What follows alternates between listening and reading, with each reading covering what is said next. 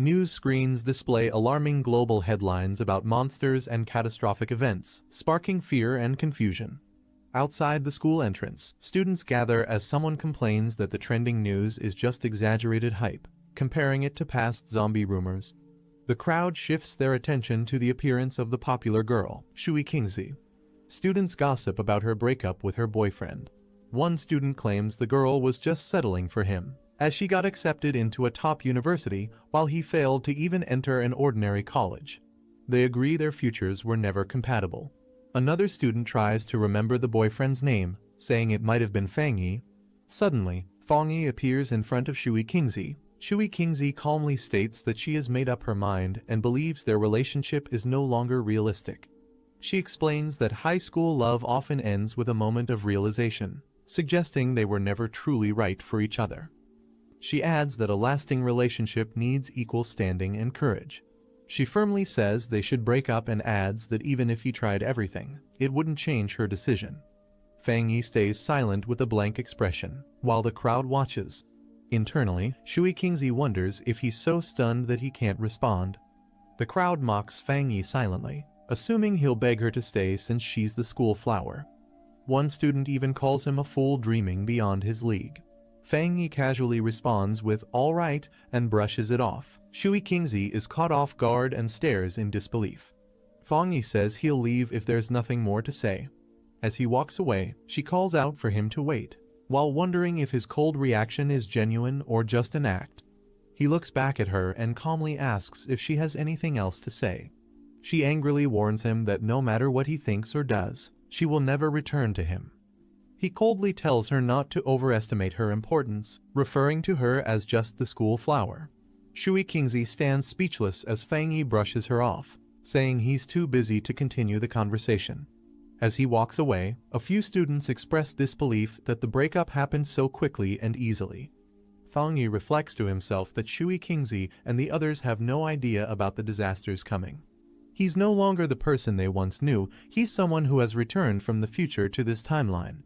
He knows that in the face of what's coming, society's standards, money, degrees, and reputation will become meaningless. To him now, Shui Kingzi is just a figure from a past life that no longer holds any value. He reflects that petty gossip no longer matters to him. What lies ahead is far more important. In his mind, the world and its values will soon be overturned. He knows that the real threat isn't personal relationships, but the crisis that will soon endanger all of humanity.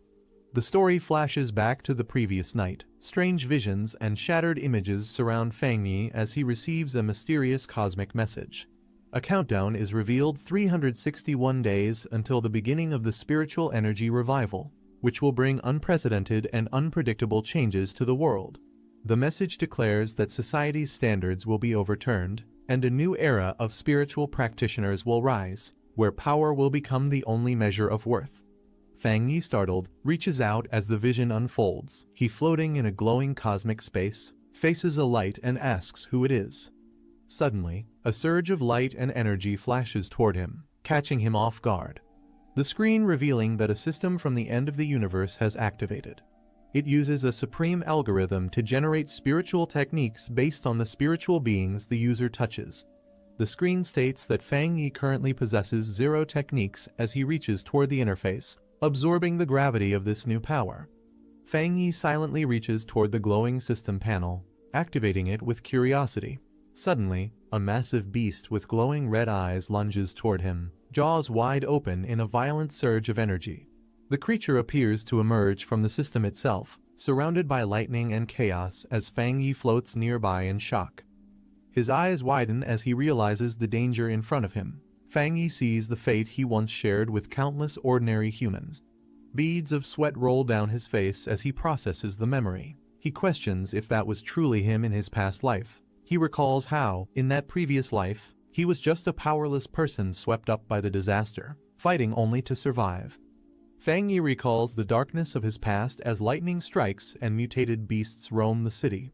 He remembers watching his homeland collapse, powerless to stop the destruction.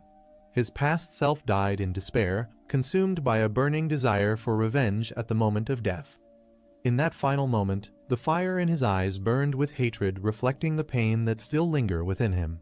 He believes the system chose him because of his strong desire for revenge, giving him the chance to return 1 year before the spiritual energy revival.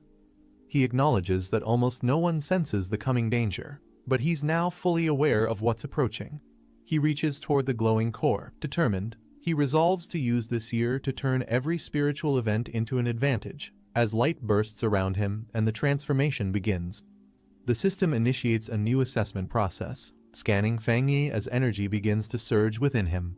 His eyes glow with golden light. The system declares that the user is now bound to it and a new path has opened.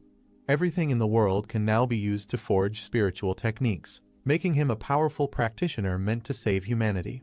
Meanwhile, in the outside world, officials announce that humanity is facing an unprecedented crisis and must abandon past knowledge to adapt to the unknown challenges ahead. Fang Yi confirms that this moment marks the beginning. With others nearby, he notes how the authorities haven't reassured the public, only advising people to remain cautious and alert. A phone displays warning alerts with strange images. Fang Yi reflects that such open warnings are unusual. In the past, news like this would have been censored immediately. A quiet auditorium is shown as he explains that the Xia country uses calm, indirect methods to mentally prepare people for disaster without spreading panic. Fang Yi admits it's a tiring and slow approach, but far better than neighboring countries that respond with chaos, violence, or looting when disasters strike. Fang Yi remembers the system's rule: everything strange can become a source of power. So, he knows he must rush to the scene whenever something unusual happens. His eyes narrow as he checks his phone. A headline warns of the highest UV levels in a century at Qingcheng University, along with a heat wave alert for new students, disguised as a casual sun protection notice. Some students nearby dismiss it as media hype, joking that the university probably paid to trend, unaware of the deadly seriousness behind the warning. He looks up at the cloudy sky, noticing how different it seems from the weather warning reports just nearby. He checks his phone and sees the UV index at 0, questioning how Qingcheng University, only 15 minutes away, could be experiencing extreme UV levels. He reads a school announcement stating that registration will proceed as normal despite the intense heat, while online comments joke about the warning being fake or photoshopped. While the public dismisses it as a hoax, Fang Yi smiles subtly, knowing deep down that dangerous is beginning, and he's the only one who understands it. Fang Yi smiles confidently as he senses that his first real opportunity has finally come. The sun blazes unnaturally over Qingcheng University's north gate. He arrives calmly and realizing something is not right with the environment. As students flee from the unbearable heat, Fang Yi calmly observes the glowing particles floating around the campus gate and wonders what they are. He crouches down and reaches toward one of the flickering lights. As his finger touches the glowing orb, it pulses brightly with a surge of energy. A flash of light erupts, and Fang Yi is taken aback by the sudden reaction. The system detects a severe solar-type energy disturbance and immediately initiates the solar attribute data template. He screams in pain as the overwhelming energy surges through his body. A massive burst of radiant light explodes outward, illuminating the entire area with intense solar energy. Onlookers react in shock, some question if they're hallucinating. Others jokingly call it a Super Saiyan moment, while one compares it to a heavenly being descending to Earth. Fang Yi screams in agony as the solar energy floods through his body. He wonders if the formation is complete, feeling like he's about to die under the strain. Suddenly, the system confirms the formation is complete, and he has obtained the golden sun breathing technique.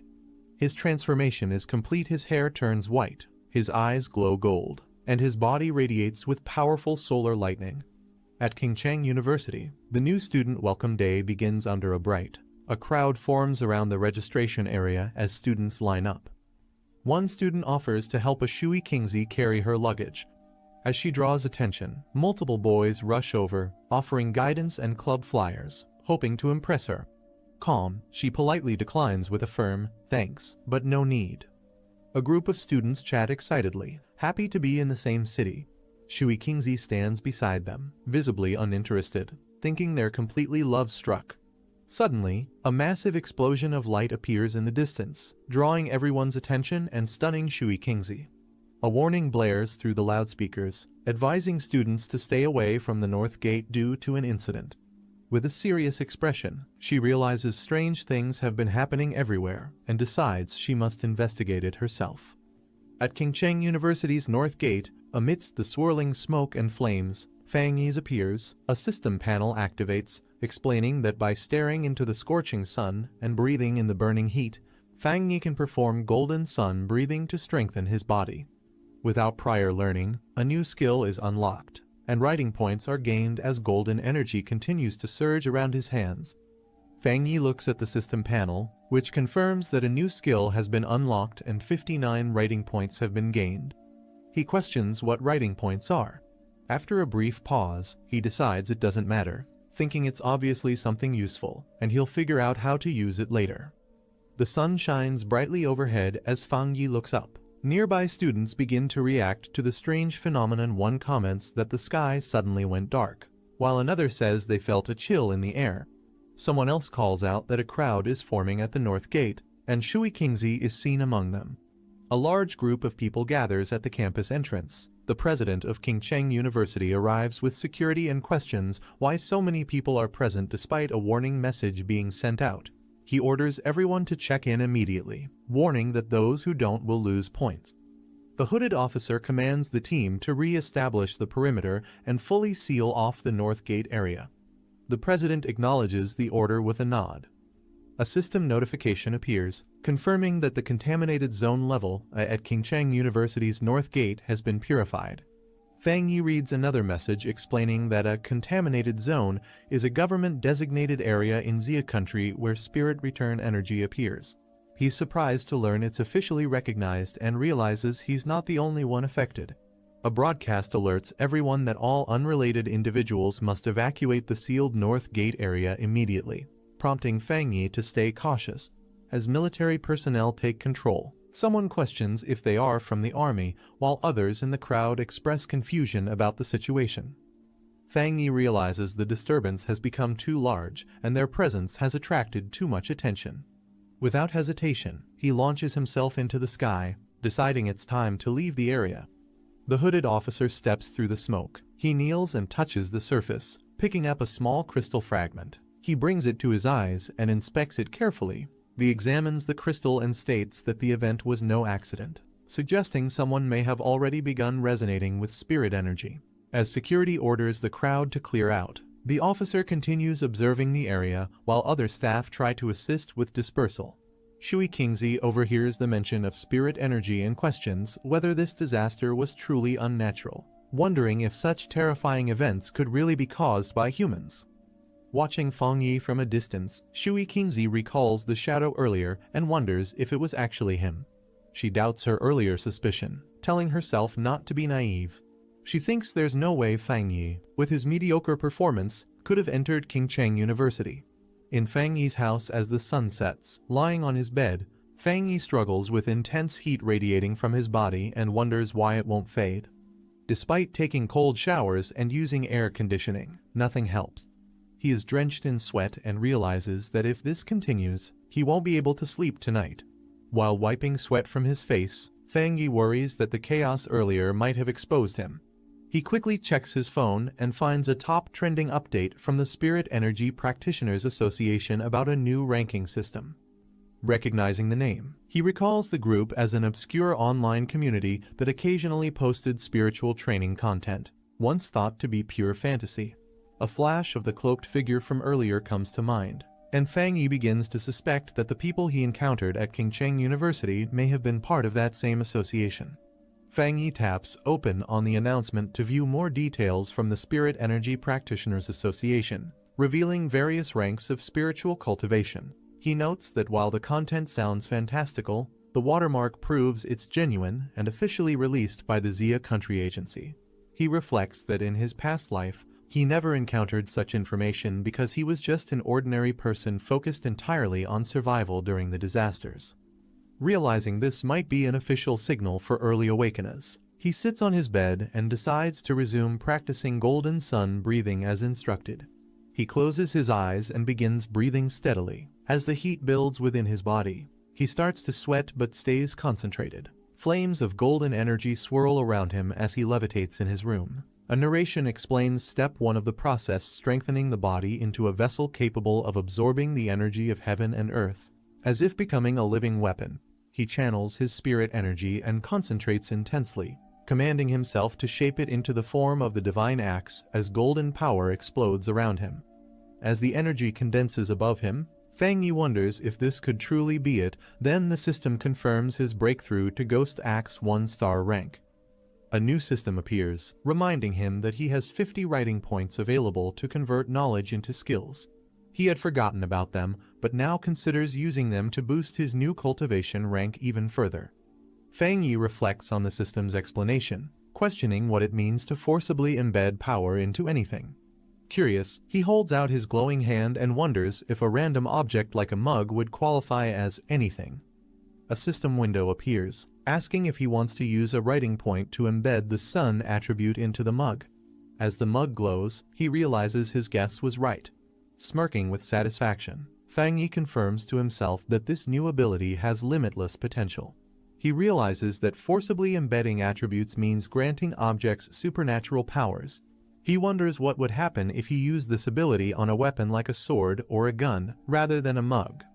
He looks at a sword in his possession, understanding that a weapon crafted specifically for him with supernatural powers will be crucial in the future. Fang Yi stares at the sword in its case, planning to experiment with the system and test its effects before committing to forging a true weapon. Determined, he resolves to fully prepare for the coming threat of mutated beasts. Under the moonlit night, a large mutated beast approaches the building from the forest. The mutated beast crouches in the darkness, watching intently. Inside the room, the sound of coughing echoes repeatedly and moonlight spills through the window onto the bed. Fang Yi lies in bed, sweating and coughing as he shifts slightly and murmurs. Suddenly, he slowly opens his eyes. He sits at the edge of his bed with his feet touching the floor. He walks into the living room and stops, noticing something while moonlight floods the space. He focuses on a sound, thinking that ever since he entered Ghost Axe, his sense of hearing has become sharper than normal, making it easy to hear noises from nearby houses. Still lying on the couch, he continues hearing repeated coughing sounds and realizes something isn't right. Fang Yi peeks out his apartment door and hears coughing echoing from the corridor. He spots a beast with glowing red eyes and black feathers in the hallway and identifies the sound source. It's there. Recognizing it, he realizes the creature is a mutated rabbit beast affected by the mutation. He recalls that even with distant memories from his previous life, seeing this beast again still sends chills through him. Meanwhile, a helicopter with a spotlight approaches the city. A girl with long hair stands on a rooftop under the moonlight, stating that the rabbit who consumed the dark spirit fruit is still on the loose and that its speed is shockingly fast. She instructs to stay updated on any new developments while continuing to eat the lollipop. She leaps across rooftops, swiftly moving through the city. While midair, she suddenly senses something and turns her attention toward it. With force, she kicks off the building and accelerates toward the source. The girl reports that she has detected the beast's dark energy again, and that it fled 20 kilometers away to a residential area. She urges for immediate pursuit to protect the residents. She pushes off a building wall with force. While flipping through the sky, she warns others to be cautious. The beast has consumed a spirit fruit, and although its transformation isn't complete, it may still grow stronger. A man on the street looks up in surprise as a blur of light streaks across the night sky. Inside the Central Channel manga department, a man wonders if he's hallucinating from working too much. Another colleague scolds him, asking if he's done with the manga. He points out that they're on the 65th floor, shocked by what he's seeing outside, a figure leaping in front of the full moon. Meanwhile, the mutated beast charges toward Fang Yi, letting out a roar. Fang Yi's eye lights up with intense golden energy in response. He notes that ever since his breakthrough, his body has improved. He can clearly see the beast's slow movements, and his muscles react fast enough to dodge its attacks. Power gathers in his hand as golden energy crackles around it. He wonders if these terrifying mutated beasts are already appearing this early, as he charges forward with his energy ready to strike. He recalls from his past life that the beast hasn't fully transformed yet, but its current stage boosts its power and madness due to the dark energy. He prepares to strike, determined to stop it before the residents fall victim to its rampage. He He grabs the beast firmly, unleashing his power through his glowing hand. A loud crack echoes as he slams the beast down with full force. He pins the beast down and stays focused as golden energy surrounds him. He realizes the beast's weak point is its tail and prepares to strike. He launches himself upward, shattering the ground as the beast is thrown into the air. His eyes glow fiercely as he channels energy into his glowing fist. A powerful golden beam shoots upward, blasting the beast mid-air. The beast screams in pain as it's struck directly by the concentrated energy attack. The mutated beast attempts to absorb a powerful glowing energy ball as it faces Fang Yi. Fang Yi strikes the beast directly with the yang element energy, questioning if it dares absorb it. The intense solar energy floods the beast's body as it begins to lose control. Fang Yi declares that the sun's power is too majestic and that the beast is bringing about its own destruction. A massive explosion erupts from the energy clash. The man in bed reacts to the explosion, wondering if it was thunder. He looks out the window, puzzled, trying to see what caused the noise. Fang Yi lands outside the building surrounded by glowing energy fragments, observing that there's nothing left. He reflects that the creature had acted desperately, as if it was starving and trying to consume all the energy from his body. As golden energy fades from his feet, a red eye rolls near Fang Yi. He stomps the ground firmly, cracking it beneath him. Fang Yi thinks to himself that although the beast used the darkness element, its attacks were wild and reckless. The yang element inside him suppressed its energy, revealing just how desperately hungry it truly was. Fang Yi reflects that if he hadn't awakened, he would have been devoured like the others by the mutated beasts whose hunger had already begun to manifest. He knows that to survive future threats, he must gather more spirit energy techniques. Meanwhile, under the full moon, the girl descends from the sky. She lands forcefully in the forest. She steps forward and questions if the target is truly dead. Kneeling down, she confirms the corpse has been torn apart and decides to begin collecting the remaining dark element energy. As she reaches toward the ground, she suddenly reacts to something unexpected. The girl winces in shock from the heat, pulling her hand back and wondering how intense the temperature is. She realizes the heat is due to a high-level yang energy, one with a pure concentration, similar to what's detected at Qingcheng University, and suspects it's no coincidence. Raising her hand to her earpiece, she contacts HQ, confirming the rabbit is dead and explains she wasn't the one who killed it. A new pioneer did, someone possessing a high-grade elemental affinity. Someone at HQ asks if the person who purified the polluted zone at Qingcheng University's northern gate and killed the mutated rabbit is the same individual. Another confirms the person isn't listed in the HQ archives and remarks on the unusual talent of a pioneer with such pure elemental power. They insist the association must reach out to him immediately. The girl agrees, activating flames and energy in her hands as she prepares to store the sample. She seals the yang element energy carefully inside her cloak. HQ instructs her to postpone all other missions and focus entirely on tracking the new pioneer and gathering any information about him. They hope to persuade him to join the Spirit Energy Association. The girl calmly unwraps her lollipop. She acknowledges the command with a quiet "understood" as she places the lollipop in her mouth. Still chewing, she casually says that before anything else she just wants a cup of milk tea. Fang Yi wonders who this mysterious person is, recognizing that such overwhelming power must belong to a true expert. He silently vows to meet him no matter what it takes. Fang Yi stretches his arms wide in front of a large window as sunlight pours in. He states that the whole day's plan starts in the morning and acknowledges the dazzling sunlight. He removes his shirt, revealing a muscular physique, and mentions that waking up early helps with his cultivation. As he stands in the sunlight, glowing energy begins swirling around him while he activates the golden sun breathing technique, directing himself to feel the morning sun and operate the technique.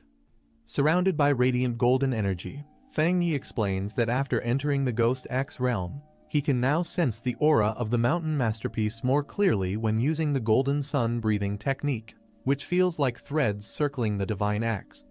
A sudden explosion of light erupts as he realizes the breakthrough happened faster than expected, surprising him. Fang Yi clenches his glowing fist with determination, channeling the power through his arm as energy surges outward. Lifting the golden axe, he notes it feels much lighter than before. As he swings it, He reflects that cultivation is like chopping wood. What truly matters is persistence. He swings the golden axe downward with force as radiant energy shoots up through his body. He channels the power while standing firm, stating that his axe technique is becoming more refined and destructive. With golden eyes glowing, he senses his body becoming stronger, remarking that his physical toughness has increased. He reflects that although his progress seems fast, it's due to unused residual energy from his previous breakthrough to 1 star. Surrounded by golden flames, Fangi decides that from now on, he must level up gradually, 1 step at a time. As he glances at a package labeled authentic goods, he notes that the anomalies caused by his cultivation are too flashy and thinks he needs to find a quieter place. At the association office, an older man hears something and reacts with curiosity. Holding a phone, the man detects a solar energy fluctuation and immediately suspects Fang Yi as the source again. In a quiet mountain forest by a stream, Fang Yi sits cross-legged and activates a screen interface in front of him. When prompted to use code points to implant a yang attribute into an item, he confirms with a yes as golden energy wraps around him. He recalls a past attempt where he used a figurine as a weapon. The coding worked, but it couldn't handle the yang attribute's power. Now wielding a new blade, Fang Yi senses that not all props can be turned into weapons. But this one is different. He feels the blade and his body share the same origin and resonate together strongly. The screen confirms that the coding was successful. Surrounded by golden energy, Fang Yi praises the weapon and prepares to test its power with a strong swing. Shocked by the overwhelming force, he exclaims in surprise as a massive burst of light explodes from the weapon. Holding the glowing blade with a confident stance, Fang Yi unleashes a fiery arc of energy in a wide slash. Fang Yi unleashes a massive slash that nearly causes a wildfire, relieved that the situation didn't get worse. Seeing the smoke and destruction, he realizes it was too loud and he's probably already been noticed. He prepares to leave quickly. Meanwhile, the girl rushes toward the scene, frustrated and yelling repeatedly in anger. She complains that she only went to redeem a coupon and buy milk tea, but missed something important, blaming her bad luck on retrograde Mercury. The girl looks surprised and shouts in shock upon realizing something about a hot spring. As she rushes through swirling smoke, she questions what the Buddha statue just did and wonders how to handle the aftermath and where to report it. With teary eyes, she worries about getting scolded by the cleanup department again and complains that ever since they appeared, nothing good has happened. Suddenly, she's caught off guard as something hits her from behind. The girl is shocked and yells in disbelief, realizing that last night the aura was still 1-star ghost axe, but now it has advanced to 2-star and even carries the presence of a spirit weapon. A visual explanation describes spirit weapons as powerful tools infused with attributes, far beyond ordinary weapons. She notes that spirit weapons are extremely rare, with the association only possessing 2. She's confused how someone else could have one, especially since current tech is still incomplete and restricted from public use. After a pause, she nervously laughs it off, saying it must be a mistake on her part. Sitting by the stream, she prepares to cool it down and clean up the aftermath. Walking through the forest, Fang Yi reflects that his weapon has the yang attribute now, but the system never said it was limited to just 1. Remembering the system's words, he notes that many techniques can be coded, and anything in the world can become coding material. He wonders if he can stack multiple attributes onto the same weapon. While checking his phone, Fang Yi receives a message from someone asking if he's a pioneer. The sender reveals they checked his browser history and saw he entered the realm after using a driver post. Fang Yi realizes he forgot to set his privacy settings. The conversation continues with the user saying their group has 3 members trying to connect with other pioneers. Fang Yi responds that he's a newbie too. They ask about his cultivation progress, mention how tough the body tempering divine axe is, and share a rumor about a national team player reaching that realm. Fang Yi replies that it sounds impressive. Fang Yi is surprised to learn that even official military recruits are still only at the Ghost Axe realm. He receives a message from IDUG-72 about a newly formed pollution zone and a suggestion to team up, offering safety and shared loot. Fang Yi is intrigued and questions the new zone. He asks for the location, and IDUG-72 sends a compressed data file titled Dark River Molten Dragon. Fang Yi begins extracting the file. The file explains that the pollution zone originated from a dark river altered by tectonic shifts, now turned into molten layer due to world mutation. Fang Yi notes its yang-type attribute matches his and considers it a promising opportunity. Fang Yi sends a message confirming his participation in the team-up. In the Anhwa district, someone asks Old Lai when his friend will arrive. A group stands before a massive sealed entrance, with one member thanking Xiaoya for the detailed map and intel that helped him find the location easily. Another member expresses gratitude for the group's support and reminds everyone that once they're inside, they'll need to watch out for each other.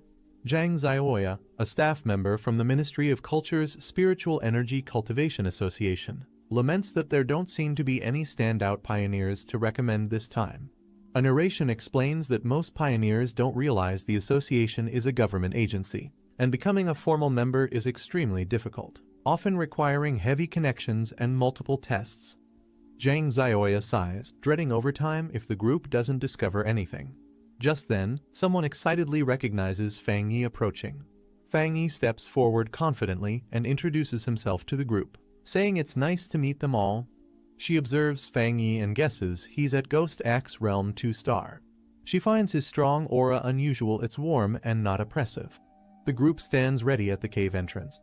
Someone announces that since everyone's gathered, it's time to move out. Another responds with an okay. Inside the cave, Fang Yi takes the lead and tells Zhang Xiaoya to handle the light.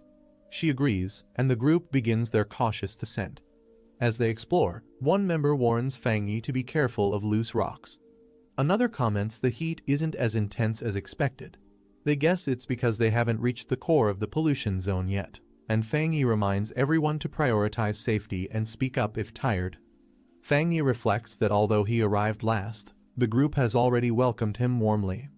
He senses their friendliness is genuine, whether out of kindness or survival instinct. The team reaches a cavern filled with glowing molten lava. One of them exclaims in awe, realizing it really is lava. Fang Yi suddenly steps forward toward the lava without hesitation, alarming the group. Zhang Xiaoya warns him not to act recklessly with danger ahead. Ignoring their shouts, Fang Yi plunges a weapon into the lava.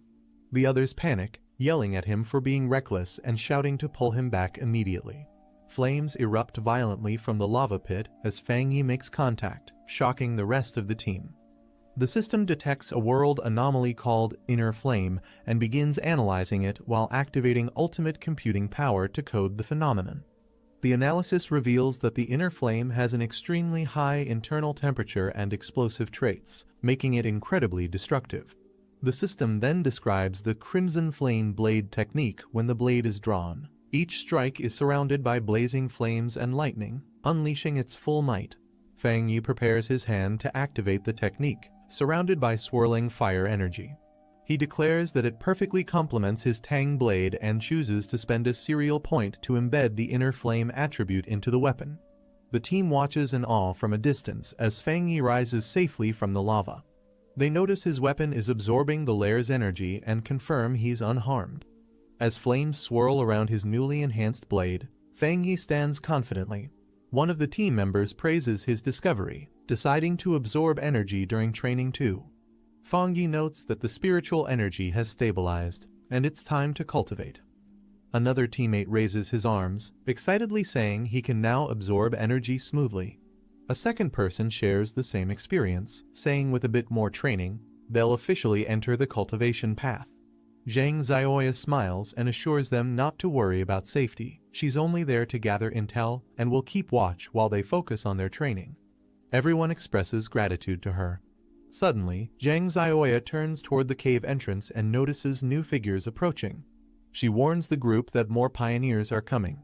A group of aggressive newcomers arrives. The red-haired leader mocks the others, calling them small fries, and declares the area his. Zhang Xiaoya looks back at her cultivating teammates and realizes all three enemies are at 1-star Ghost Axe Realm, concluding they can't risk provoking them. She politely responds that they found the location first and her friends have already started absorbing energy. She offers to share the space if they're willing to cultivate peacefully. The man mocking her strength and yelling at her to get lost. He threatens violence if they don't leave immediately. Zhang Xiaoya silently reflects that in this era of spiritual energy revival, The rule is survival of the fittest and the weak are left behind. Despite that, she reminds herself that as a member of the Xia Countries Association, she can't let this continue and must intervene. Just then, Fang Yi steps forward with a confident "heh," surprising her. Standing tall, Fang Yi confronts the red-haired man, accusing him of only knowing how to bully a girl. The man reacts with shock, shouting, "What?" Fang Yi unsheathes his flaming blade and strikes, sending out a powerful shockwave that pushes back the enemies, stunning everyone around. The man shouts for his group to fall back as Fang Yi's flaming attack blasts them into the air, overwhelming their defense. One of Fang Yi's teammates is startled by the sudden energy shockwave and asks what just happened. Fang Yi reflects that the tragedies in this world began because cultivators started worshipping the idea of the strong preying on the weak. But he concludes that such people aren't swayed by words or moral teachings, only power can stop them. Fang Yi unleashes another fiery slash, telling the enemy to get lost as the attack erupts with explosive force. The leader is stunned by the second explosion, panicking and questioning what kind of monster he's facing. Overwhelmed, the enemy group turns and flees in terror as Fang Yi calmly holds his sword. Fang Yi's teammates rush over in excitement, praising his insane power and saying that his sword slash looked incredibly cool. Fang Yi smiles and says the enemies crossed the line, but they've absorbed enough spiritual energy, so it's time to leave. As the group agrees and prepares to exit the spirit zone, they reflect on how destructive Fang Yi's attack could have been if it had fully landed. Watching him walk away, Zhang Xiaoya observes that he's clearly a top-tier pioneer with elite talent and a powerful attribute. Clenching her fist, she firmly decides that this event must be reported to the organization. At the Spiritual Energy Cultivation Association office, a woman reacts to a report and asks if another high-tier attribute pioneer has appeared. Zhang Xiaoya, on the other end, is shocked to hear the word "another." Caught off guard, the girl nervously denies anything suspicious while secretly confirming she recorded the event and should be contacted for any updates. She ends the call, saving the data, as instructed. Later, excited, she tells her teacher that they've found 2 high-tier pioneers back-to-back, but he dismisses it, saying it's not luck. Anyone with a high-tier attribute now holds value and will soon rise to power. The older man rubs his forehead, frustrated by recent developments, thinking it's all becoming too complicated and he wants to quit. Meanwhile, in town, Fang Yi walks in a hoodie and sword. Girls nearby admire his appearance, thinking he looks like a powerful character, making Fang Yi embarrassed. As he silently continues walking, others around admire him. A caption notes he's pretending to be a cosplayer to avoid attention. Suddenly, Fang Yi receives breaking news on his phone. The events from cultivation novels are starting to come true. Golden light in the east, a purple aura, and even a dragon sighting. Fang Yi realizes the anomaly was caused by his inner flame's power, which he underestimated at 2 degrees Celsius. He rules out Old Lai or Zhang Xiaoya leaking his traits. He thinks absorbing yang-type energy might let him break through if he uses the golden sun breathing technique again. Deciding not to delay, he heads toward the back mountain to continue cultivating. 5 minutes later, at the back mountain, Bai King stretches and celebrates completing her task. She's startled by a sudden powerful energy surge glowing in the distance and quickly senses it's coming from the mountain. The overwhelming aura spirals upward, signaling someone is breaking through to the 3-star Ghost Axe realm. Shocked by the scale of the energy, Bai King realizes this breakthrough is beyond monstrous and questions who could be behind it. Bai King slams her foot down, deciding she must immediately investigate the source of the massive energy surge.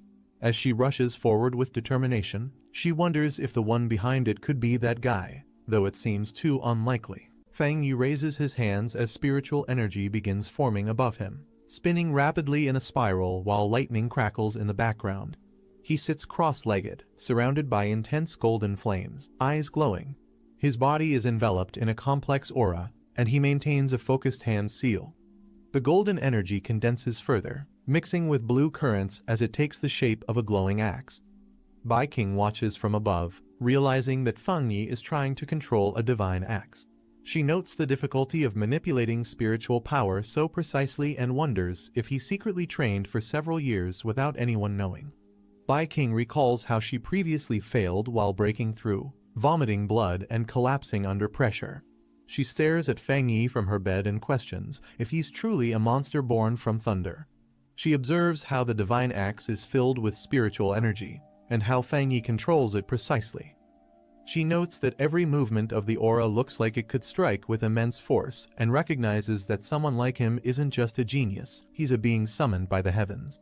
Meanwhile, how most cultivators would rush to finish after forming a core, but Fang Yi maintains sharp focus and sword-like intent. He compares Fang Yi's calm to that of a high-ranking cultivator. Bai King chases the divine axe's aura as it begins to move again. She yells that the divine axe has shifted toward the east. Fang Yi's eyes glow intensely with golden light. He rises into the air, fully wrapped in golden lightning as energy erupts around him. He successfully breaks through to the second star of the Ghost Axe realm. Bai King braces herself amid the crashing energy blasts, breathing heavily while standing within the storm of golden lightning. She is flung back by a massive energy surge as Fang Yi's divine axe unleashes a shockwave, engulfing the area in golden force. Catching her breath, Bai King wonders why she still can't get close even though only 30 seconds have passed. She realizes he may have already detected her presence and worries he might act against her next. Her eyes narrow with sudden realization. Looking up at a large, glowing tree bathed in sunlight, Bai King notes that the divine axe seems to have stopped and hasn't yet fully awakened. Fang Yi hides in the trees and watches Bai King, realizing she's the one who's been investigating him over the past few days. Bai King introduces herself as the captain of a field team from the Spirit Energy Association. She formally extends an invitation to Fang Yi on behalf of the organization. Fang Yi responds calmly, explaining that he's only been following her these past 2 days in hopes of joining the official association. He assures her that his actions weren't meant to leave a bad impression. He adds that while the association hasn't made a public announcement yet, all internal documentation is already formalized. Bai King wonders if he'll misunderstand her actions or think she's been bothering him.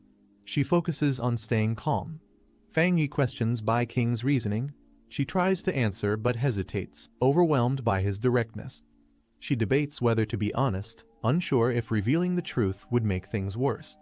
He explains that he wanted to locate the Spirit Energy Association early to integrate with their system and correct misunderstandings about rogue cultivators, giving both sides more clarity. He acknowledges that despite their differences, they all must face the same threats ahead. Fang Yi admits that if he were her, he wouldn't trust someone like him easily either, and joining an organization without certainty feels like deception. Bai King remains silent, visibly affected by his honesty. Bai King pulls out her ID card and formally introduces herself as Su Mantang, an athlete from the Spirit Energy Association. She enthusiastically holds her badge up high, hoping Fang Yi recognizes her. She asks him to believe her, treating it like proof of her sincerity. Fang Yi examines her and mutters that her name does seem a bit familiar to him. Fang Yi realizes she had better conditions and training, which likely helped her become an elite runner. He acknowledges it explains her speed, but something still bothers him. Fang Yi looks serious, remembering that in his previous life, Su Mantang failed to fulfill her mission and humanity was ultimately wiped out. He recalls the destruction of the world and thinks that now that he's been reborn and granted a system, he must one day join their cause, but the time isn't right yet. Su Mantang smiles and says she really does recognize him, hoping it builds trust. Fang Yi quickly leaps away, telling her he'll consider the offer, leaving behind a trail of wind. Fang Yi reappears behind Su Mantang and tells her to temporarily keep his identity and actions a secret from others. Based on her conduct, he concludes that the Spirit Energy Association likely trusts her more than other scouts.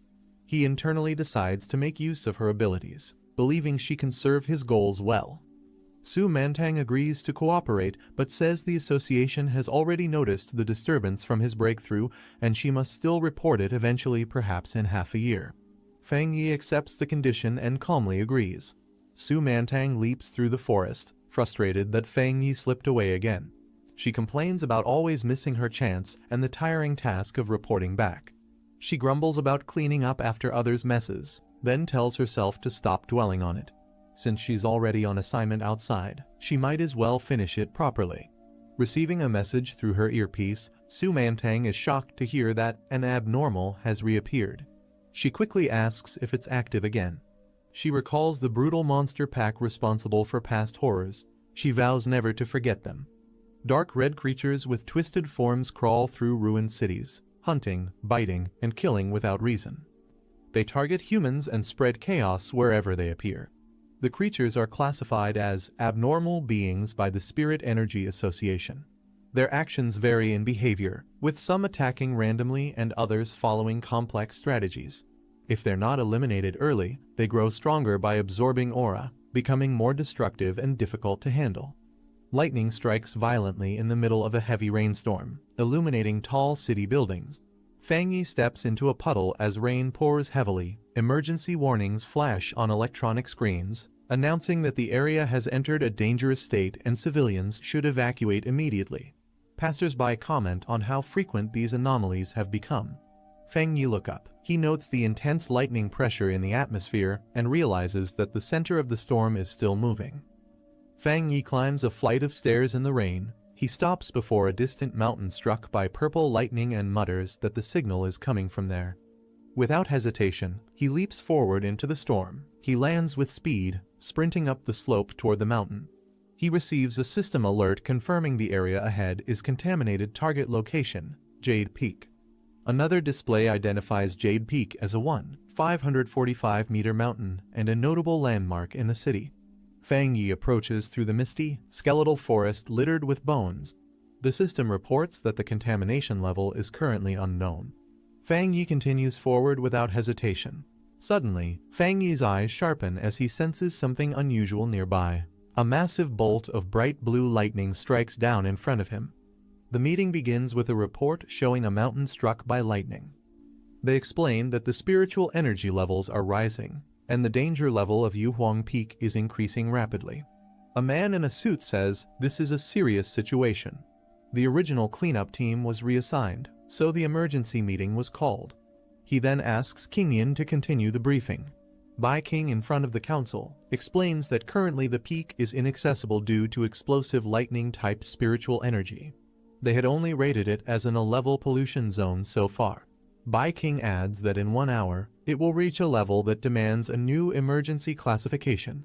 However, based on past data, no one in their district, including herself, has the ability to approach it safely. The officials review death rate estimates and conclude that even Ghost Axe Tier 3 elites have a 100% fatality rate if deployed into the contaminated zone. Another officer proposes immediate lockdown around Yuhuang Peak's base with 24-hour patrols to stop anyone from entering. A second officer agrees, stating the mountain must be sealed completely from the root of the danger. They finalize the decision. No one is allowed near the spirit turbulence until energy levels drop. The zone will remain locked for safety. Suddenly, lightning crashes into the mountain. Amid the rain and flashing light, Fang Yi appears in a hooded cloak, muttering to himself that he will reclaim his memory. Fang Yi stands amid the storm, but realizes it's not enough.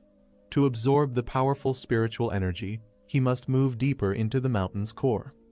He reflects on the deadly nature of this energy and its origins. Even ordinary monsters are now strengthened, and the danger level is rising with distortions in space and time. Although he now controls Golden Sun breathing technique and Flame Blade, Fang Yi knows he still lacks the strength to fully wield these powers. Future enemies will be far more terrifying, and even cultivators might struggle against them. He prepares his weapons carefully, combining fire and blade traits to increase his attack power. However, he notes that overuse may also cause severe damage to his body. Only by pushing his limits can he survive what lies ahead. Fang Yi senses the immense lightning energy surrounding him and sees it as the perfect chance to further strengthen his body. He reflects that constant growth requires opportunities hidden within nature's extremes, and he must seize those moments no matter how dangerous. He understands that if he misses this chance, he can only wait for death under the heavens. As a bolt of lightning strikes down, his eyes glow intensely. Gripping his blade tightly, he braces himself for what's to come. As lightning strikes, Fang Yi braces for impact. He marvels at the overwhelming force crashing into him. As he channels his strength, sparks and energy swirl around him, while he clutches his weapon tighter. Caught in the center of the storm, he screams while absorbing the energy, enduring the painful surge through sheer willpower. Breathing heavily but still standing, Fang Yi grips his blade and steadies himself. Fang Yi stands firm, feeling the deadly lightning attribute in his sword. He senses that this force is like a punishment from the heavens. The pressure increases, forcing him to clench his fists and grit his teeth. He realizes that even nearing the lightning's core could crush him instantly. He looks up at the storm, wondering how he can make this wild power submit to him. Taking a deep breath, he calms himself. With a flash of determination, Fang Yi activates Golden Flame breathing at full force, shouting his command to unleash everything he has. Fang Yi charges upward with blazing force, clashing directly with the incoming lightning. Flames burst from his body as he strikes, combining fire and lightning in a single explosive leap toward the sky. Despite blood dripping from his mouth, Fang Yi doesn't falter. With full strength, he pushes forward into the heart of the storm, declaring that he will survive through death itself. He feels the powerful spiritual energy stir through his body, shaking his core and electrifying every cell with intense force. With glowing eyes, he declares that the storm wants him dead, but he refuses to yield. The lightning energy rages forward, expanding wildly as Fang Yi braces for the final clash. A notification appears. A massive surge of lightning energy is being detected and recorded. Meanwhile, people in the city watch the storm from a tower, shocked by the scale of the lightning strike. Fang Yi is engulfed in a massive explosion of lightning and fire. A system message confirms he has obtained Divine Thunder Tempering. Another system prompt appears. Heavenly Thunder drawn, body refined into divinity awarded 50 system points. Surrounded by radiant energy, Fang Yi floats above the mountain. As the inheritor of Divine Thunder, he now carries both lightning and fire attributes, and his presence begins to reshape the weather itself. Fang Yi declares that lightning is both his fangs and his shield. He feels its power flowing through him, enhancing both his offense and defense. He channels the lightning energy into his body and notes that even as it tests him, it does not cause pain. It offers both danger and opportunity.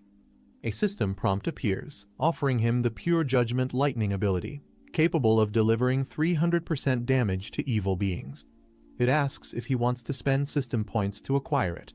Fang Yi wonders if he should embed this lightning energy into his blade. Though doing so could damage its structure, it may also break through its limits. Fang Yi considers the risk. If he injects too much lightning attribute, the weapon might not be able to withstand it.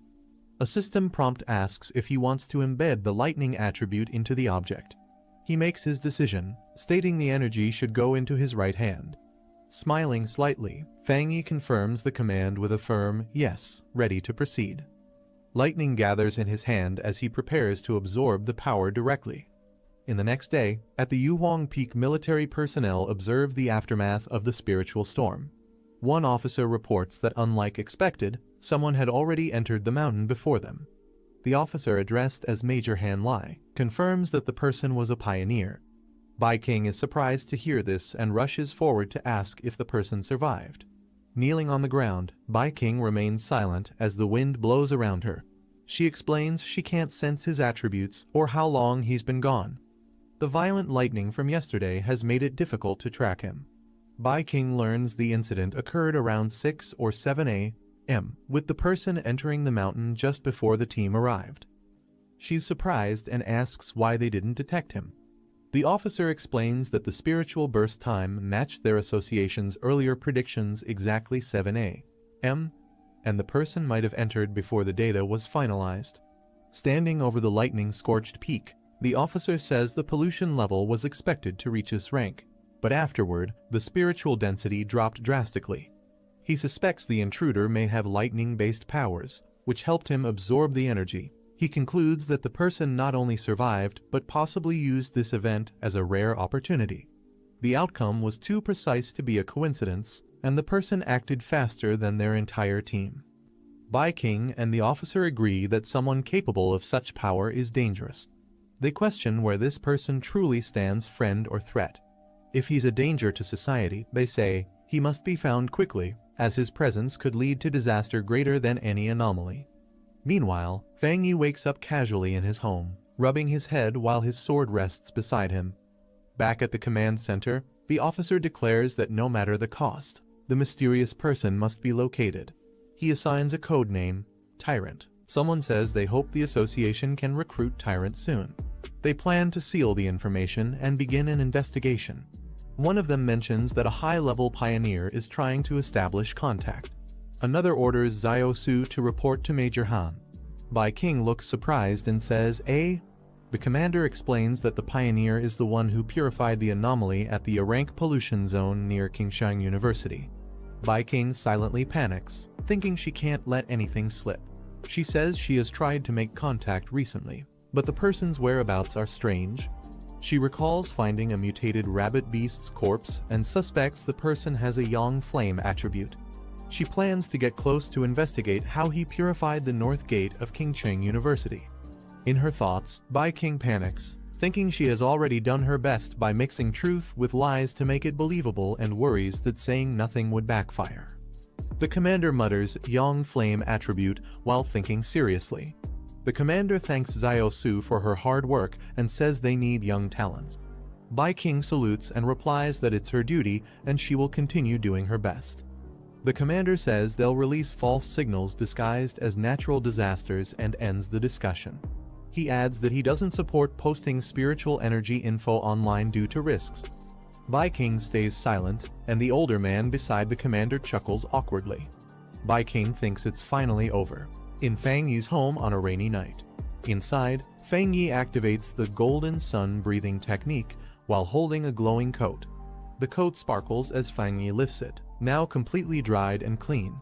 Fang Yi puts on his coat and says he can clearly feel the difference after infusing it with the thunder attribute. He observes that his right hand has physically transformed, becoming the strongest part of his body with a muscle buff due to the thunder attribute. As his body glows with blue energy, Fang Yi feels he's on the verge of another upgrade. He notes that the thunder attribute, despite its domineering nature, has become tame and controllable after merging with him. He recalls the pain he felt when he first unlocked the Yang attribute while using the golden sun breathing technique. He wonders if the energy weakens after being absorbed. With both the Yang and thunder attributes coexisting, he becomes eager to test the results. He turns as his phone lights up, his hands still glowing with thunder energy. Looking at the alert, he wonders what happened again. He recalls setting notifications to special alerts after the last incident. The screen displays major news, and a message states that during times of upheaval, Xia country will issue immediate danger warnings to protect civilians.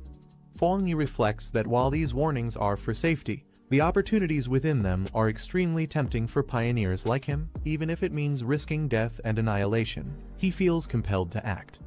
Fang Yi notices news about an explosion at a chemical plant with no reported casualties.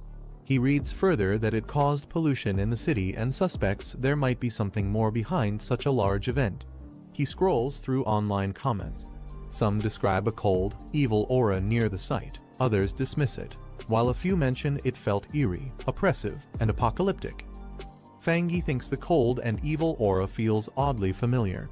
Suddenly, he recalls a terrifying evil presence from his previous life and realizes it might be related to this incident. A creature with glowing red eyes tells someone not to move. More creature beings appear with glowing red eyes. Fang Yi wonders if these creatures are the same ones he remembers. He recalls that those things tend to appear during dark and shadowy hours. Originally, he thought it was just his imagination, but now he realizes they possess terrifying powers that surpass human perception, strength, and threat level. Fang Yi looks at his electrified hand and states this threat is far more dangerous than the mutated rabbit beast. He decides he must act tonight to stop them from spreading. Power surging around him, Fang Yi declares it's time to test his 300% critical hit in real combat. Meanwhile, agents are seen leaping through the city as they track the anomaly. One of the agents reports that the destroyer squad is tracking anomaly file No. 2 but has temporarily lost the target. The current threat can merge with darkness and conceal its form. One of the agents reports that the creature emits a faint sizzling sound when close and has a tendency to eat humans. He requests assistance in updating the anomaly file. As lightning strikes in the background, another agent notes that with this weather, the creature is definitely going out to hunt. An agent in a hood says they can't allow this to happen. Meanwhile, a staff member confirms submission of supplemental data for File 7, Candle Night. Inside the control room, an officer announces that the extermination request has been submitted as Priority B, with a resolution expected within 12 hours. A command is given to the destroyer squad to continue pursuit but prioritize their safety above all else. One squad member acknowledges the order, responding with "understood" as they descend through the rain. Observing the situation, another member reflects that 12 hours isn't fast, but it's the best headquarters can do. He notes that with anomalies reviving everywhere across Xia country, even headquarters struggles to keep up. A warning comes from the control room stating that the area being approached contains Spiritual Energy Cultivation Association agents. Bai King System confirms that team leader Dong Su Qingying is conducting pioneer observation there and can be temporarily notified for support. As the agents fly through the rain, one requests Su Qingying's quick assistance, saying he's heard of her achievements. She wonders when she became so famous. Su Qingying arrives on a rooftop and confidently asks if they're the ones calling her in for overtime. A member of the squad informs Su Qingying that the Candle Night anomaly eats people, saying this mission isn't just about overtime. She questions if that's really the tone they use when asking for help.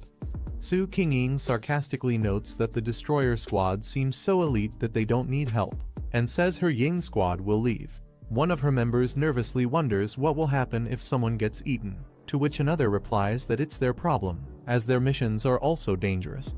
A man from the destroyer squad urgently calls out, asking them to wait. He admits his earlier tone was too harsh and politely asks for help in tracking the anomaly. He explains that without their tracking and locating skills, the dangerous Candle Night anomaly could wipe out the entire city. Even if the squad gets eaten, civilians would still be at risk.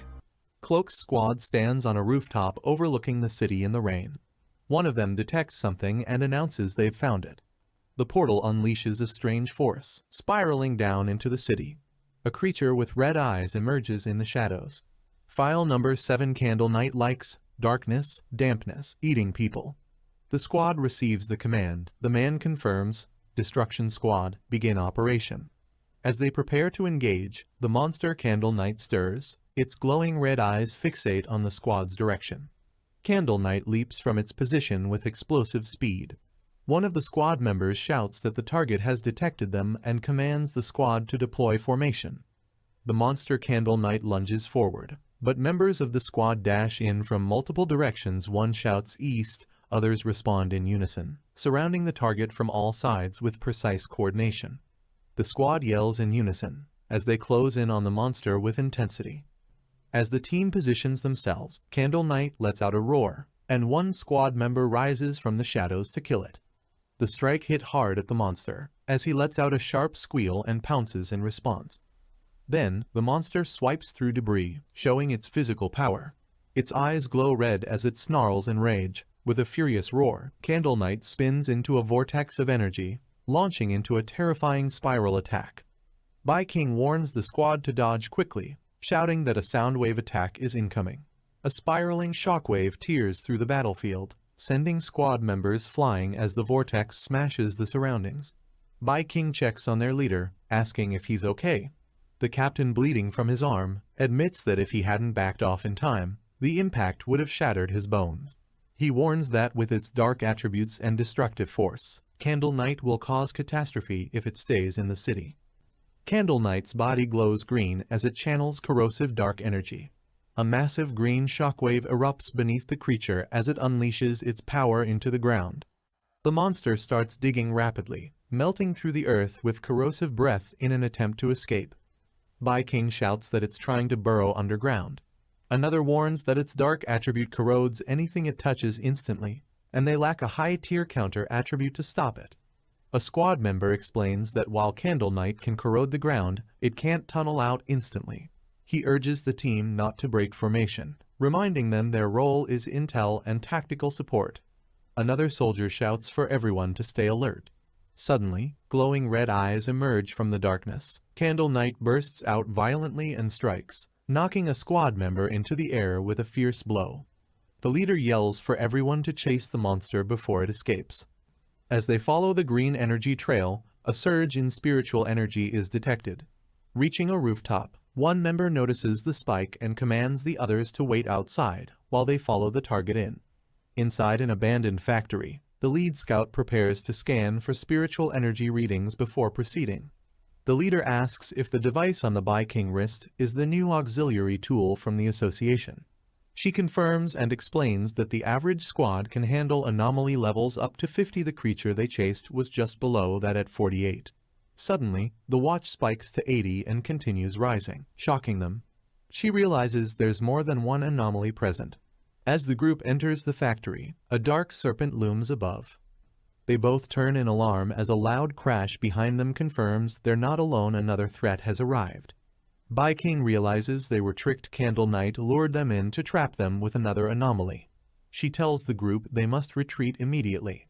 The leader suggests heading to the door. If the anomaly wants to stop them, it will have to reveal itself. Together, they fire an attack to force the door open. As they run, Bi-King is struck by something and collapses, gasping in pain. She realizes her senses and body are being overtaken by the poison gas as a dark creature looms in the mist. She calls out to the others but gets no reply. Alone in the mist-filled factory, she suspects they're nearby but unable to respond. Holding her communicator, she pieces it together. Candle Knight lured them in, but the poisonous place belongs to another anomaly, likely a giant serpent. The serpent's face emerges from the toxic fog. She realizes that unlike Candle Knight's dark powers, this mist is poisonous and began affecting them the moment they entered. The gas not only paralyzes senses but drains spiritual energy rapidly. She knows if she tries to attack now, her energy will run out. She's already close to collapse. Lying on the ground, she questions what kind of anomaly could possess such intelligence and overwhelming power. It feels like they're being toyed with. Her body collapses completely. A faint light breaks through the ceiling above, but she's too weak to move. As her eye barely opens, struggling to stay conscious as she senses something approaching. Fang Yi crashes down from above, descending with confidence. He lands firmly on the ground, cracking the floor beneath him with sheer impact. Standing tall, he faces the looming serpent and confirms it's a dark attribute anomaly, unfazed and fully in control. The black serpent lunges with jaws wide open, aiming to devour the intruder. He dodges swiftly, but a second creature, Candle Knight, crashes into him from above. He's forced back, growling in frustration as both enemies close in. Realizing the truth mid-battle, he confirms there are two anomalies working together. He smirks, realizing one anomaly lures while the other harvests. He mocks Candle Knight, biting him, saying it must enjoy it too much.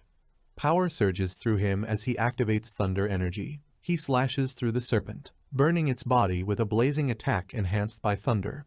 With lightning crackling, he turns to the next enemy and challenges it to handle fire next. The black serpent opens its mouth wide, revealing sharp fangs as green liquid drips from its eye. Fang Yi swings his glowing golden weapon in a fast motion toward the black serpent. He tells the serpent to focus on the blade.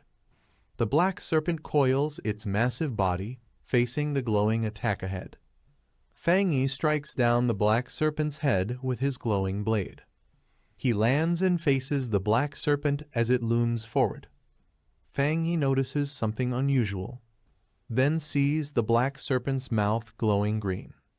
Observing the serpent's attack, Fang Yi notes that it had a follow-up move as expected. The black serpent's head is struck by a surge of blue lightning, causing it to react in shock. The serpent roars as the lightning spreads violently through its body. Fang Yi notes that sensing the attack in advance was fortunate, as the serpent's dark aura is more dangerous than Candle Knight's. He explains that while wielding the Tang sword and using the power of infernal flame, he controlled and retracted the force, then used the sword to channel thunderbolt power into the serpent's body.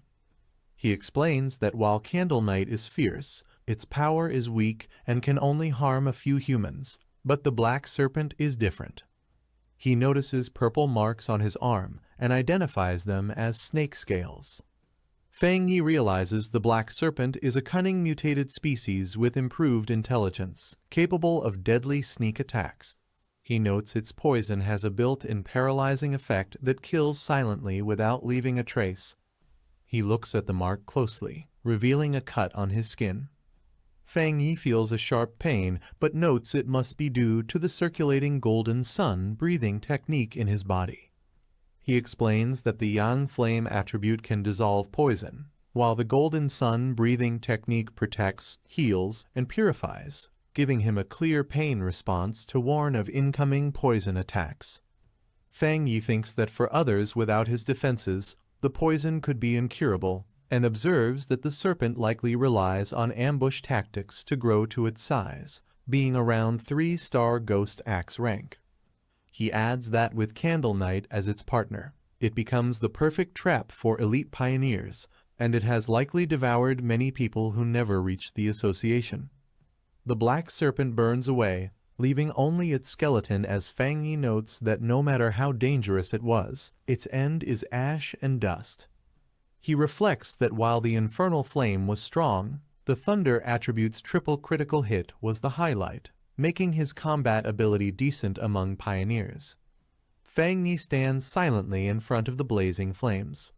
He walks away, leaving the fire burning behind him. Fang Yi senses that someone is still present near the flames. He approaches as coughing is heard through the smoke. Bai King appears, staying silent. Fang Yi recognizes her as someone from the association, recalling her name starts with Su, while another person tells her there's no need to pretend. Fang Yi tells Bai King that her act of playing dead needs improvement. She realizes it really was him earlier and claims she woke up from the smell, not pretending.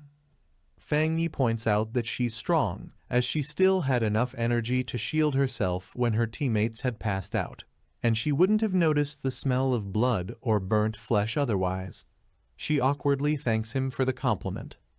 She admits she kept a bit of spiritual energy to protect herself, but wonders how he managed to defeat both Candle Knight and the giant serpent. Fang Yi tells Bai King she doesn't need to keep covering her eyes, only to promise to be honest and not reveal his identity. He notes it's getting late and, since she and her teammates are safe, he'll leave first. She thinks he's more friendly than before.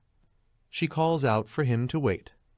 Fang Yi declines, saying too many words spoil things, and leaves the scene to her. Fang Yi leaps away from the scene. He's relieved the white-haired girl didn't see him trying to absorb the dark attribute earlier, finding the discomfort and eerie coldness disgusting. He considers that the dark spiritual energy might have been disturbed, causing his body to reject it, and notes the system didn't respond, deciding to review it later at home.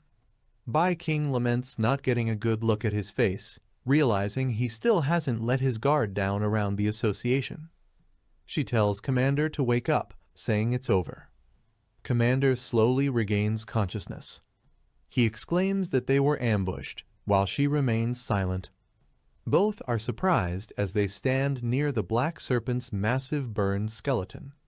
The group sees the serpent's remains and questions the overwhelming yang attribute, as Bai King explains that a pioneer came to help them. She thinks it should be the target of her mission, which was to track a high-level yang attribute pioneer.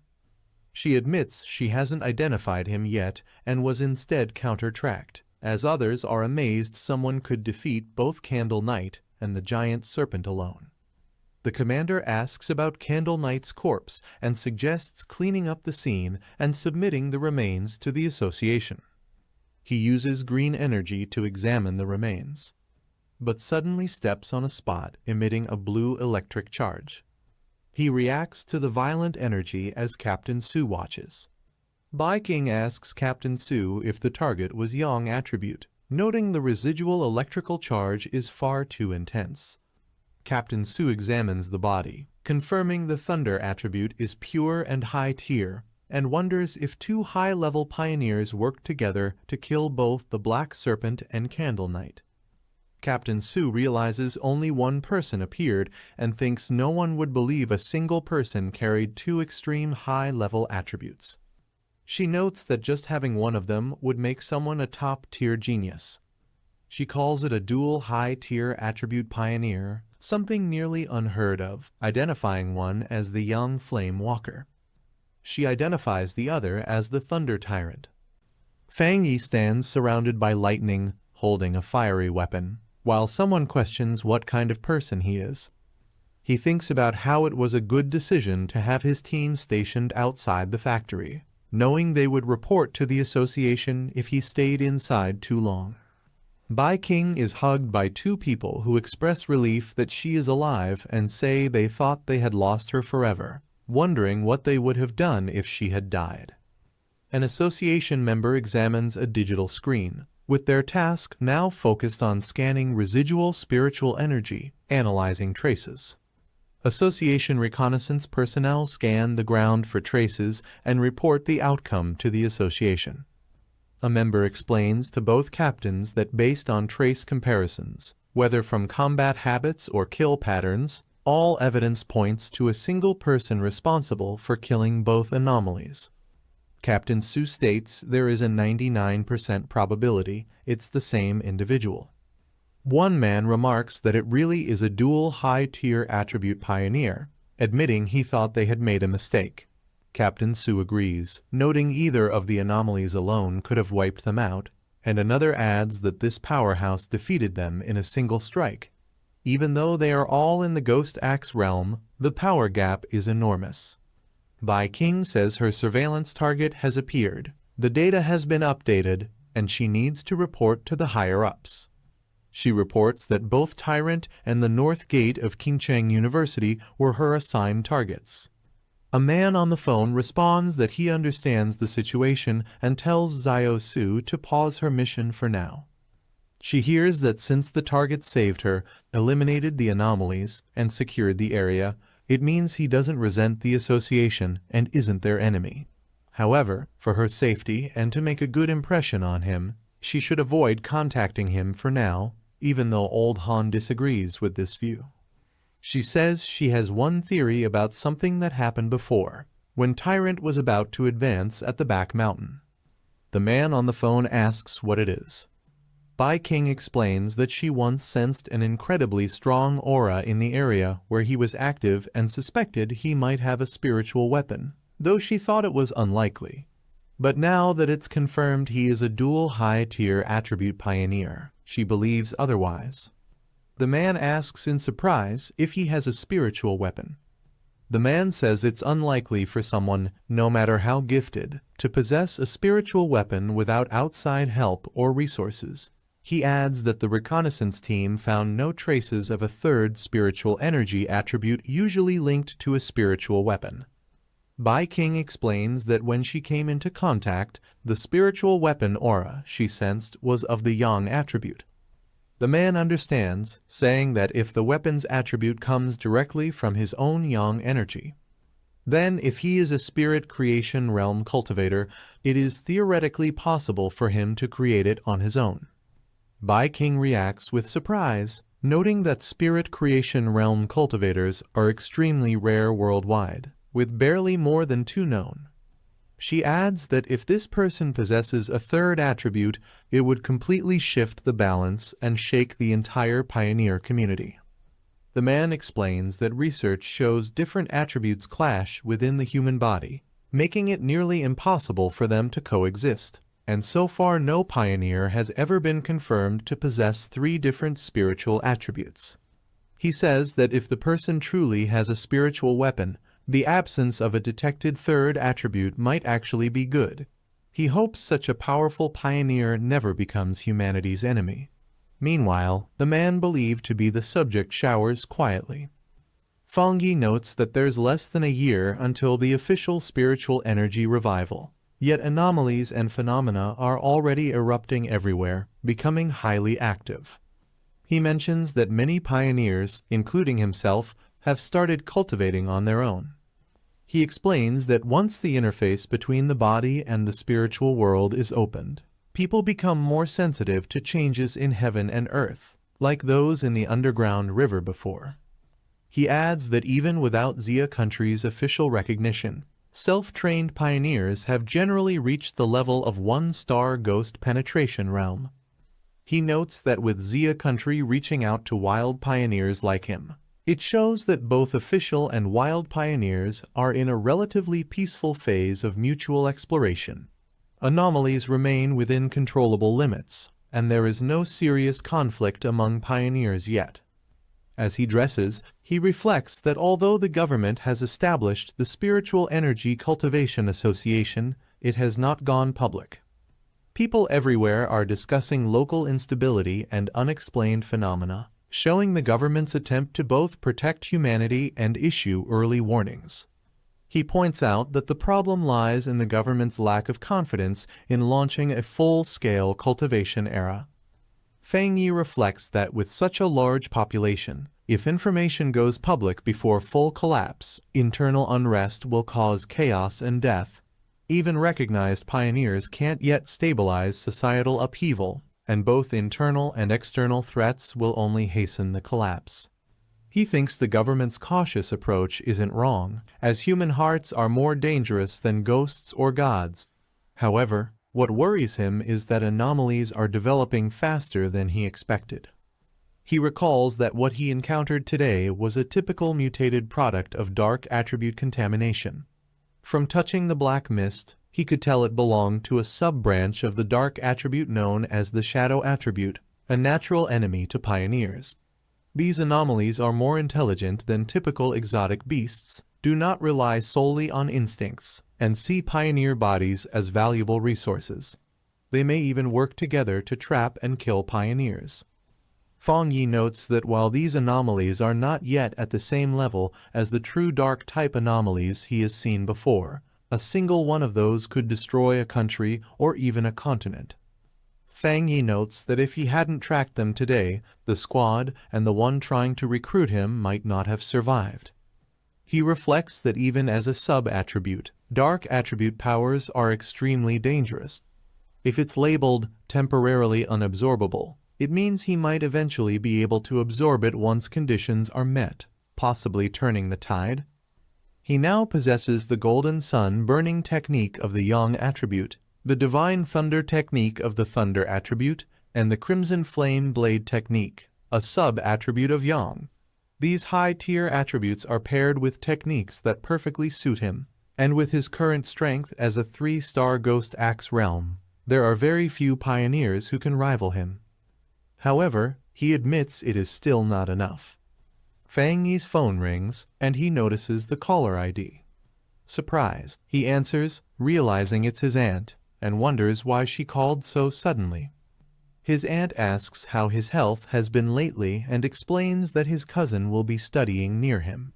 She says she doesn't feel safe letting her stay alone in a hotel and asks if she can stay at his place for a few days. Fang Yi reacts with surprise, repeating the word cousin as he visualizes her. Fang Yi recalls that the only thing he remembers about his cousin is that she was a student obsessed with studying, and he doesn't even remember what she looks like. He tells his aunt to just have her come over since there's a spare room at his place, asking when she will arrive. His aunt says she'll give her the address so she can come over by herself. His aunt mentions that his cousin will bring him some specialty snacks. Fang Yi thanks her and says he won't hold back. She adds that his cousin should arrive by tomorrow afternoon and apologizes for the trouble. He replies that it's no trouble and says he has something to do, so he'll hang up. Somewhere else, a person in a hooded outfit is at a computer, reading and replying to messages about the Spiritual Energy Revival Martial Arts Vanguard team. The person in the hood ends a conversation with a message telling their aunt to take care and visit next time. They look at an online article with the headline, Rumor Alert, Internet Famous Town Renamed Death Town, 3 more vanish, still accepting Pork Beast Challenge. They read the location name Yonghuo Town aloud. Someone at the door asks if they have finished packing, surprising the person at the computer. The girl says she's packed but doesn't want to bother her cousin, preferring to stay at a hotel. Her guardian insists it's safer to stay with her cousin and says she trusts him. The guardian reminds her not to cause trouble while staying there and to help out around the house when possible. The girl agrees. Wearing her hood and mask, the girl leaves through the door. She thinks to herself that she will handle one hurdle at a time and that no matter what her cousin is like, he won't be harder to deal with than an anomaly. The sun shines over the city as people walk through the streets. The girl walks with her suitcase towards her destination. She checks her phone, which shows she has arrived at her destination. Looking up, she confirms to herself that this should be the place. This is the end of the video. If you guys want to see the next part, then don't forget to subscribe and like the video.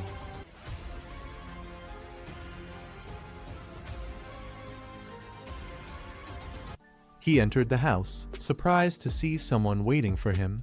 The girl called out hesitantly, asking if he was her cousin. He stared at her, realizing he couldn't recognize her face, and asked if she was Lin Yiji. She quietly confirmed, keeping her composure. Later, the two sat together in the living room. He told her that if she ever needed anything, she could simply call him. She politely thanked him, addressing him as cousin, while the silence between them lingered. He handed her a spare key, mentioning that her room was just across the hall. She politely thanked him and apologized for troubling him during these few days. As he left, she thought to herself that her cousin seemed easy to get along with and wouldn't pry into her matters. However, he quietly observed her, sensing something unusual. He wondered if it was just his perception, or if she wasn't hiding her presence properly. Earlier, when she sat on the couch, he had faintly felt an unfamiliar trace of spiritual energy. The thought struck him, could she already be a pioneer too? As he watched, her body emitted a glowing aura of energy, making him question whether her excuse about coming for summer camp was actually hiding a deeper reason. She checked her device, receiving messages about cultivation techniques and the importance of keeping her spiritual energy hidden. Deciding it was too risky, she told herself not to cultivate for now since being caught by her cousin would be difficult to explain. 3 days later, she realized that living with him actually disrupted her training. Meditation and breathing techniques were constantly interrupted, making cultivation harder than expected. Meanwhile, he sat cross-legged, practicing the golden sun breathing technique. Radiant light flared around him, brighter than he anticipated. Concern crossed his mind such a flashy technique might easily draw attention. She called him for dinner, serving tomato beef stew, cold cucumber salad, and corn rib soup. He noted how polite and considerate she was, even insisting on handling the chores herself. Despite her flawless etiquette and diligent behavior, he couldn't shake off his suspicions. While eating, he observed quietly, deciding not to interfere. Allowing her to continue this way, he thought, was also a method of making her lower her guard. He quietly thought to himself that only by observing her longer could he uncover the truth about her identity. She continued eating calmly until her phone suddenly lit up, breaking the silence. Startled, she glanced at it, but before she could react further, he leaned in, his sharp gaze fixed on her. With suspicion in his voice, he asked if it was a friend calling her, leaving her momentarily stunned. He excused himself from the table, telling her to continue and that he would return to his room. Once he left, she quietly answered her call, her expression turning serious. On the other end, someone mentioned another major world shift happening the next day. She asked for the time and confirmed she would be there by 3 p.m., arranging to meet at the entrance of Yonghuo town. Outside, he listened in, realizing the location was just an hour's drive away, a trendy suburban area, and clearly tied to her hidden agenda. As he watched from a distance, he confirmed his suspicion his cousin was also a pioneer. She sat in meditation, spiritual energy swirling around her, yet with her current strength, she couldn't sense his presence. He noted her talent was impressive, already reaching the 2-star Ghost Axe realm while still in high school, and perhaps capable of advancing even further. He wondered if her unusual personality was tied to such extraordinary talent. Finally, he realized the truth. The summer camp had been nothing more than a cover. The real reason she came was because of the upcoming world shift, something she must have already known about and used as an excuse to be there. He reflected that every world shift was both a danger and an opportunity, a chance to gain new techniques and strengthen his power. This time, he wondered what kind of attribute would emerge in Yonghuo Town. Determined, he decided it didn't matter what it was, whatever appeared would belong to him. With resolve, he launched forward at full speed, heading straight for the town. Meanwhile, his cousin continued her meditation, but something felt off. A faint sense of strangeness lingered in her heart, as though she had overlooked something important. That night, she wondered if it was only her imagination or if someone had truly been watching her. The next day, the scene shifted to Yonghuo Town, a bustling place beneath the mountains. As she walked through the entrance, she was greeted by a cheerful friend calling out her name. Her friend teased her about staying at her cousin's house, asking if he was attractive.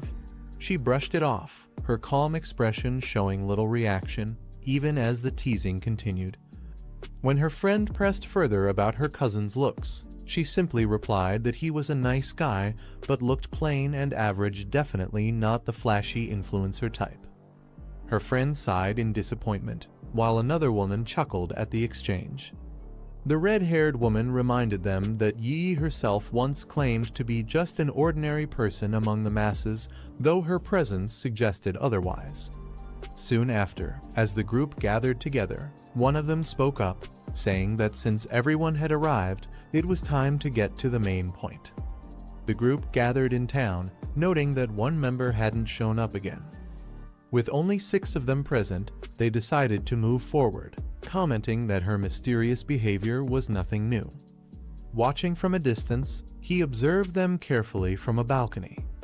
Dressed in a new outfit, he thought to himself that his cousin's team seemed rather low-key compared to what he had expected. He assessed the group carefully, noting that even the weakest among them had already reached the 2-star Ghost Axe realm, while the man who spoke earlier was at 3-star. From their words, it seemed there was also another powerful member who rarely appeared. Sitting calmly with his drink, he shifted his gaze toward the mountain above Yonghuo Town.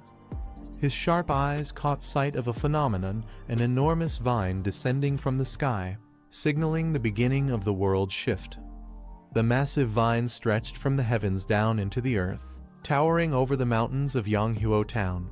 Its sudden appearance defied all previously known information about world shifts, making it difficult to comprehend.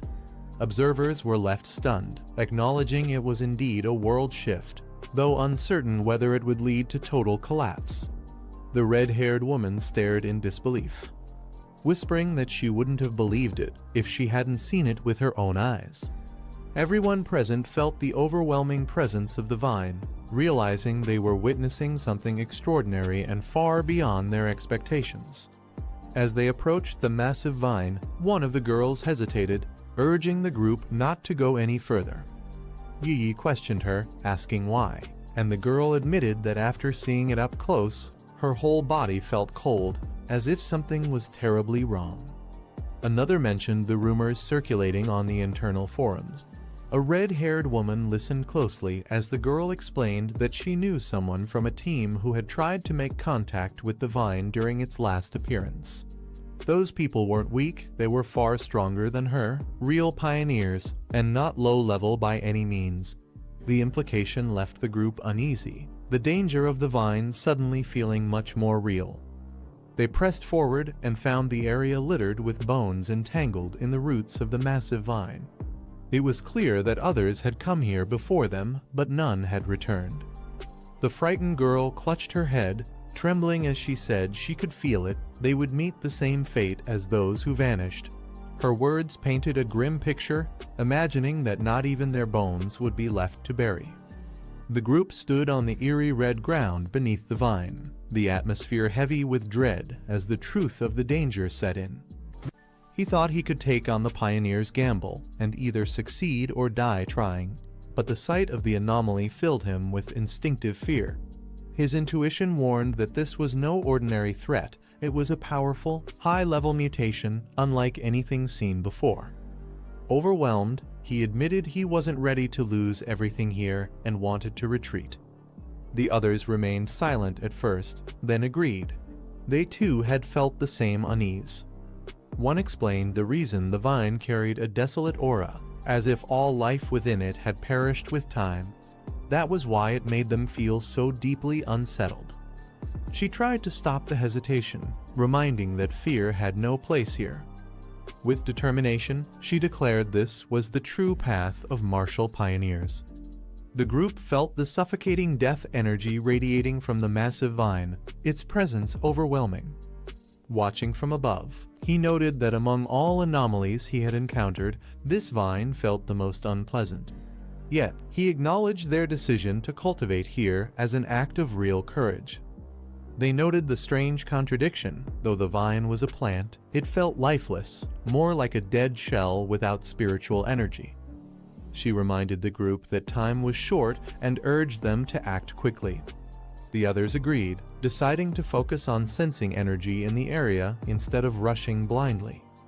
She warned everyone to stay within sight and not wander too far, ensuring they remained cautious. With resolve, she led the way, believing this path would be the safest option. She began cultivating, encased in a glowing barrier that pulsed with energy. From a distance, he observed with approval. Her choice of position was cautious yet effective, striking the perfect balance. Her energy surged violently, the aura around her intensifying as power built up within. He realized with surprise she was on the verge of breaking through, already close to reaching the 3-star level.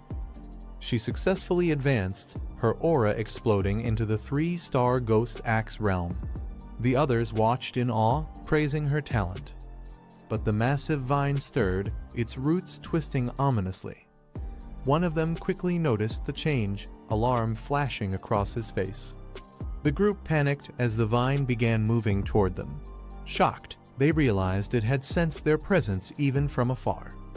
The massive vine lashed out, attacking the group.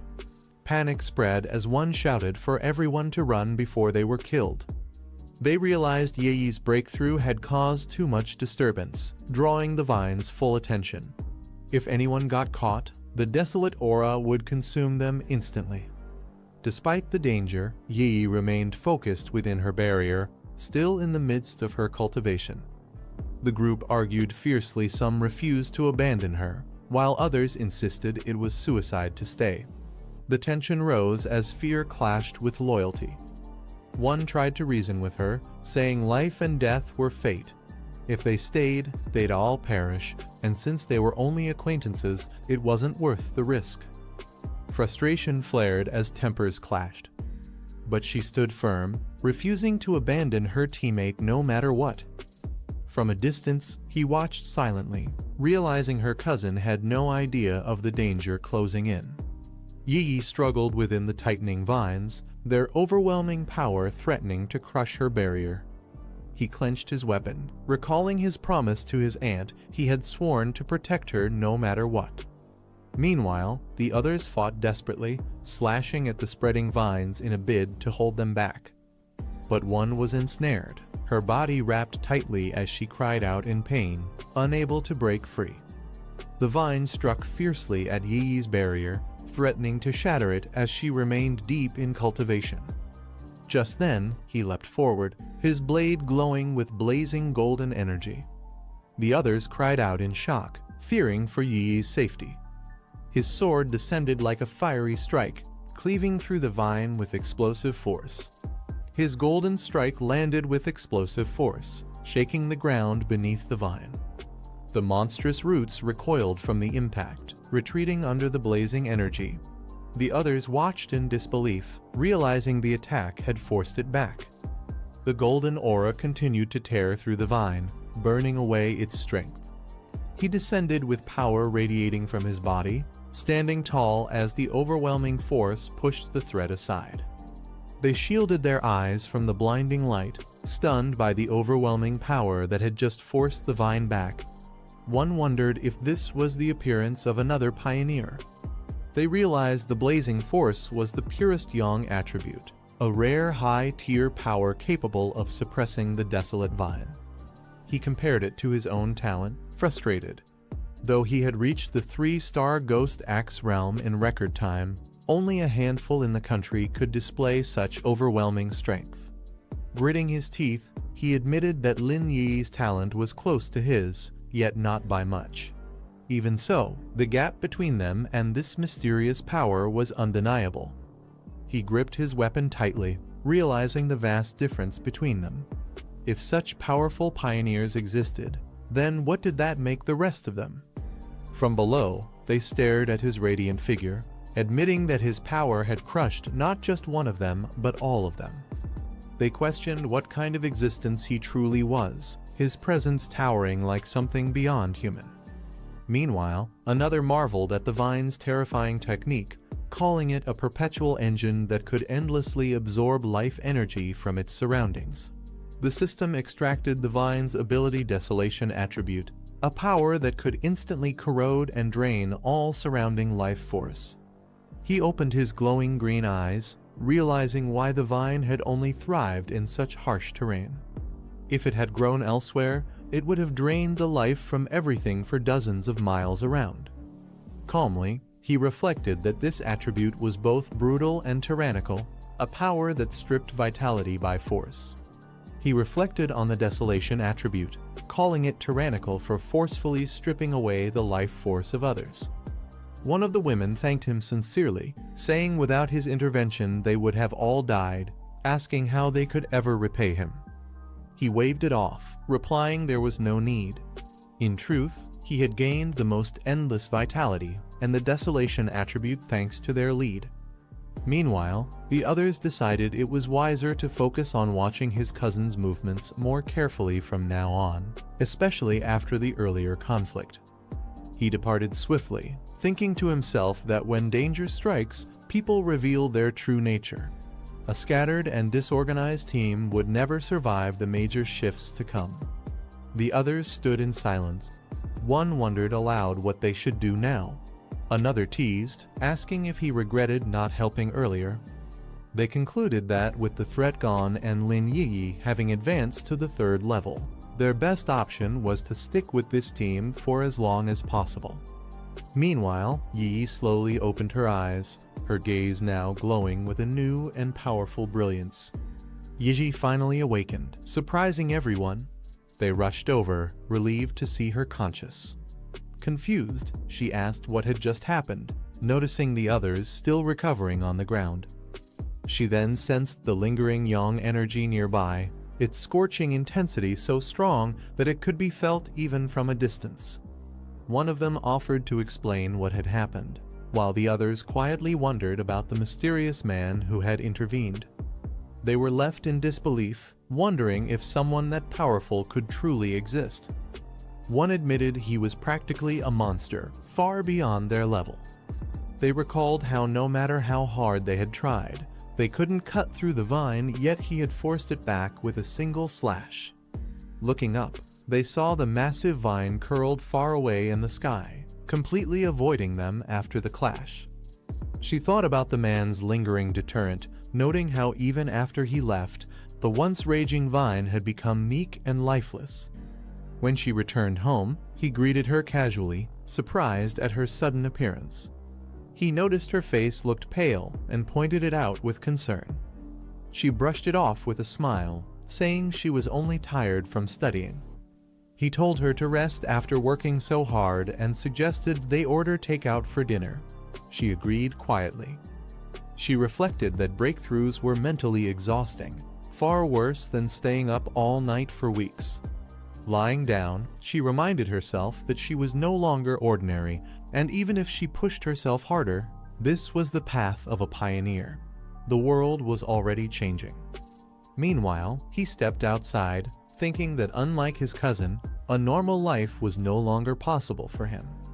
She checked her phone and was surprised by a sudden message in the group chat. It was from Jia Lan, who instructed everyone to notify her if there was any trace of that powerhouse again. Others in the group speculated was the one who saved them the same figure who became famous at the Dark River Molten Dragon site. If so, why would someone of that level bother helping them? They recalled the overwhelming power of that slash, a burst of white light so intense that no pioneer of the same tier in Xia country could have possibly withstood it. He prepared to leave, thinking that Lin Yi would now likely lower her guard, allowing him to observe her movements more freely. Riding his bike through the night, he reminded himself it was time to figure out how to properly carry the desolation attribute. He reflected that the attribute leaned more toward plant-type entities, making it unique compared to others. But he also realized its sinister, corrosive nature could be dangerous. Placing it directly into his body might lead to severe negative effects. He considered that directly merging the desolation attribute with his body might conflict with his thunder attribute. Instead, he decided the best approach was to use an external medium, just like the strange ghost vine that had evolved after sensing spiritual energy revival. With determination in his eyes, he muttered that he now knew exactly where he needed to go. Under the moonlit sky, he rode his bike through the quiet mountain road, heading toward his next destination. He arrived at City Forest Park, parking his bike under the shade of a large tree. Walking into the field of flowers, he decided he needed to find a plant that resonated best with his spiritual energy, one that could become the lucky one. Closing his eyes, he calmed his mind, preparing to connect deeply with the surrounding energy. Soon, green spiritual light swirled around him, lifting his body as the plants began responding to his call. The plants around him began glowing faintly, seemingly responding to his spiritual energy. He noted the reaction was intense, yet still not sufficient for what he needed. Surrounded by swirling green light, he muttered that something stronger was required to succeed. Suddenly, he paused, sensing something unusual, his eyes lifting under the moonlight with sharp focus. In the glowing field, a single flower began to shine brighter than the rest, catching his attention. He wondered if this was the one. He slowly reached out his hand toward the flower, testing its resonance. As his finger touched the petals, the flower emitted a radiant green light, responding strongly to his energy. With a soft exhale, the flower fully bloomed under his touch, its glow intensifying as it accepted the bond. He examined the glowing wildflower, noting its unusual reaction to spiritual energy. It felt almost alive, clinging to his touch like a loyal pet. The flower's glow pulsed softly in his hand, fully resonating with his spiritual energy. He acknowledged its strong response and declared it the perfect vessel for embedding the desolation attribute, asking if it was ready. With a surge of green energy, he initiated the process, spiritual power swirling violently around the flower. As the system prompt appeared, asking if he wanted to embed the desolation attribute into the flower, his eyes glowed with determination. Without hesitation, he firmly answered yes, sealing his decision. The flower shone brilliantly in his hands, absorbing the green energy that surged wildly around him. The embedding process began, merging his power with the spiritual potential of the chosen flower. This is the end of the video. If you guys want to see the next part, then don't forget to subscribe and like the video.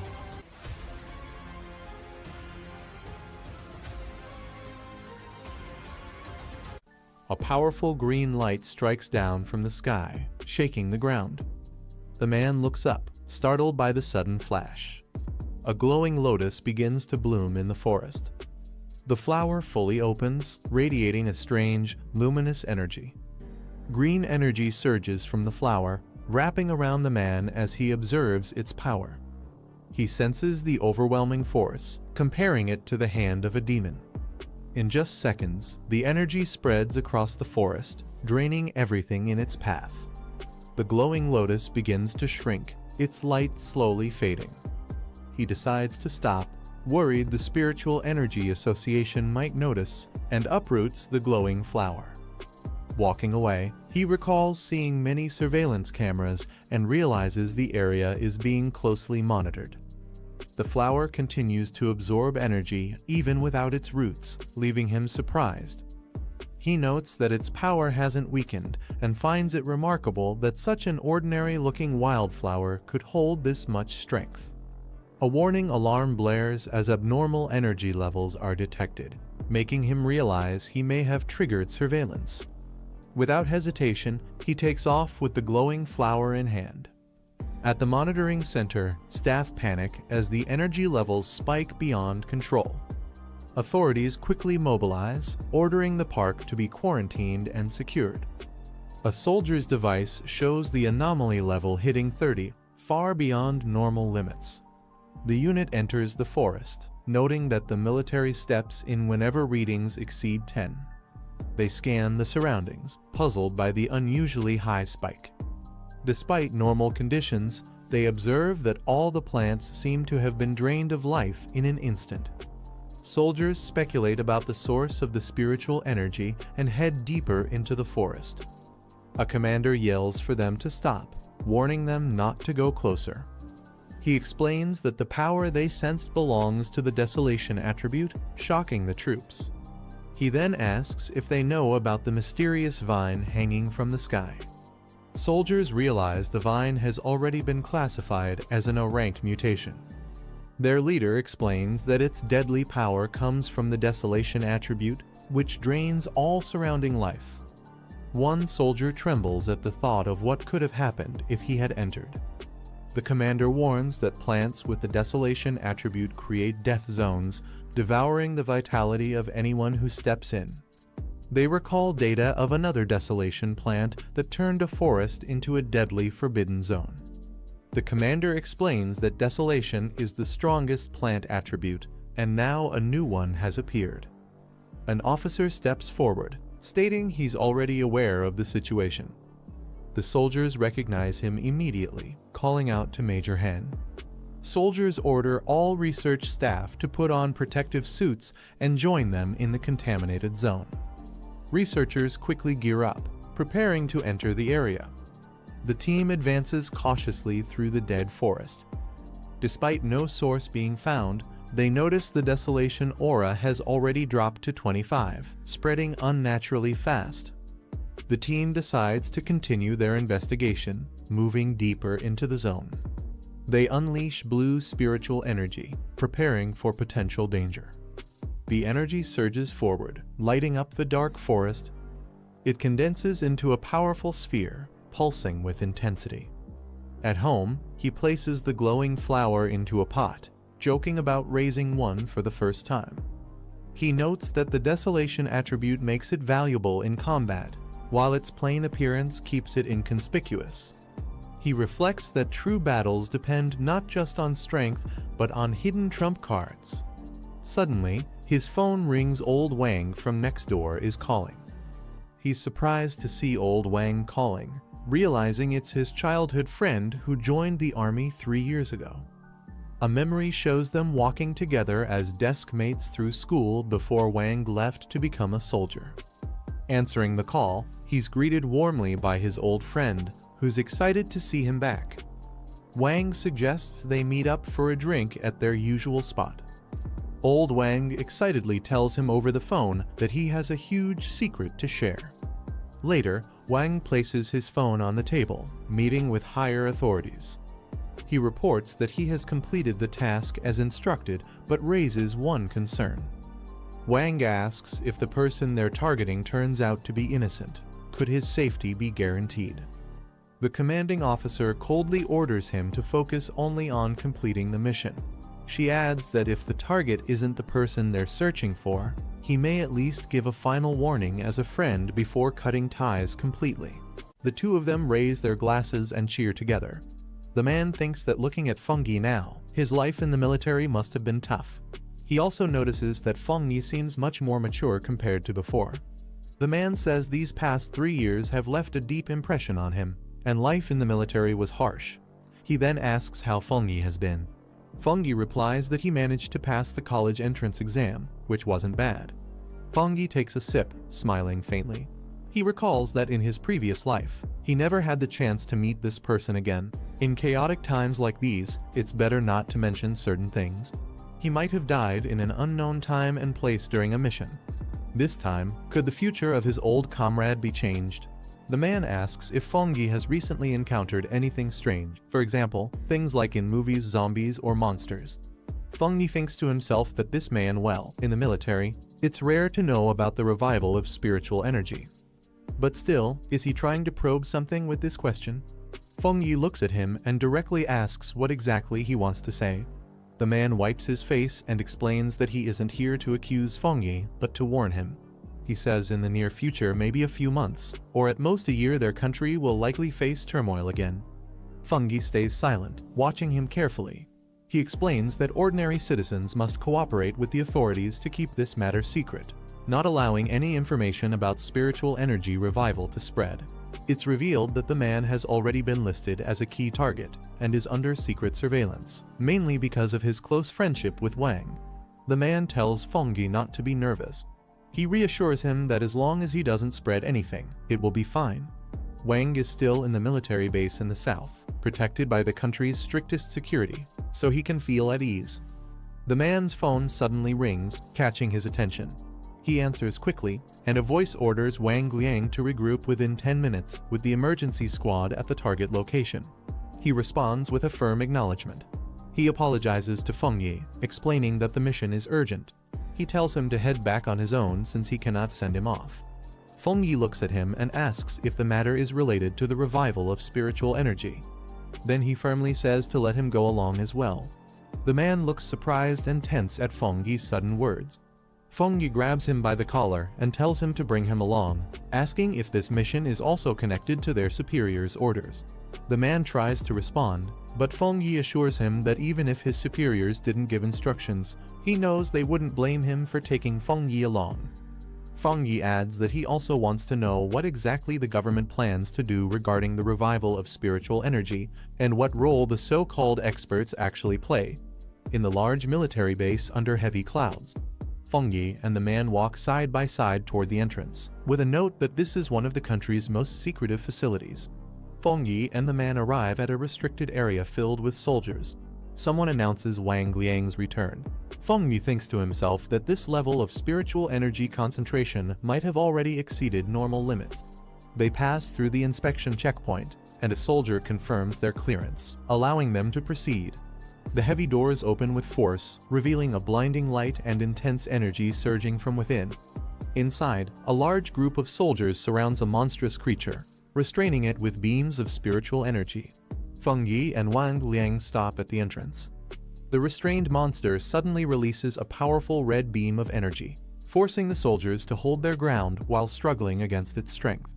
Feng Yi observes the attack and notes that this is a fusion attribute. An officer explains that the monster combines fire and lightning attributes, making it extremely difficult to restrain. She adds that several soldiers have already been injured in the process. She then notices Wang Liang and calls his name. The officer's expression hardens as she questions Wang Liang. She asks why he has brought an unauthorized outsider like Feng Yi into the restricted area without permission. Wang Liang tries to respond but hesitates. The officer gives a sharp order, saying the situation is urgent.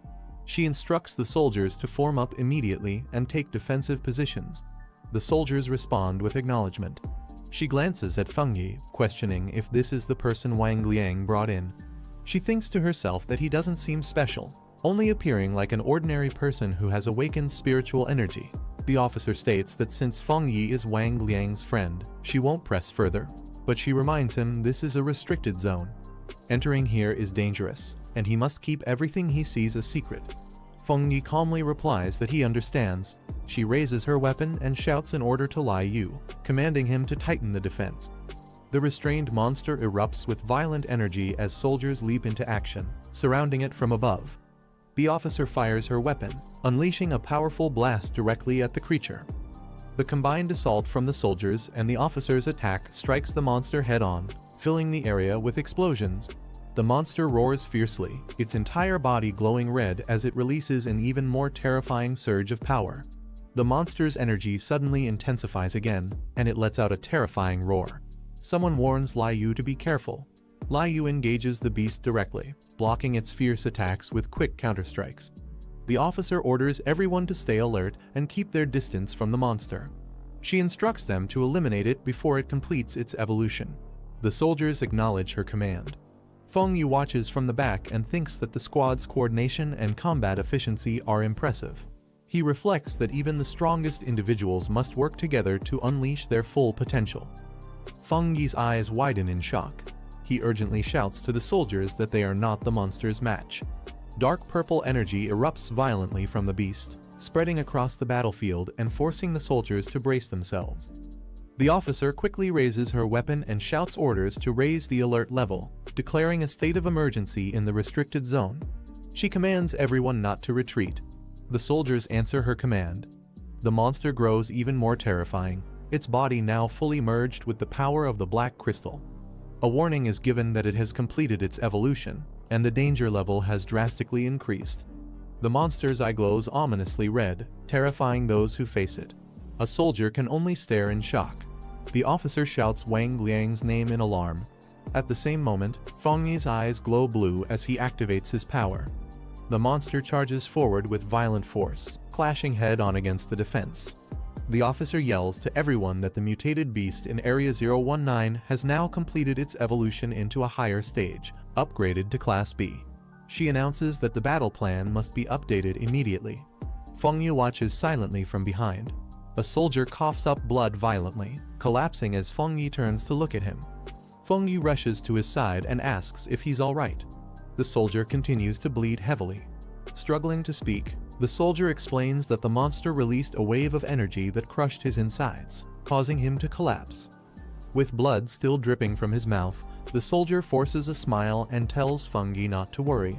He says the soldiers of the 19th unit are all strong. Feng Yi silently steps forward. The officer shouts to everyone, ordering them to use any means necessary. She declares that no matter the cost, they must not allow the Class B mutated beast to escape the restricted zone, even if it means sacrificing their lives. Feng Yi's body glows with blue energy as he surges forward. The officer turns in shock, demanding to know what he intends to do. This is the end of the video. If you guys want to see the next part, then don't forget to subscribe and like the video.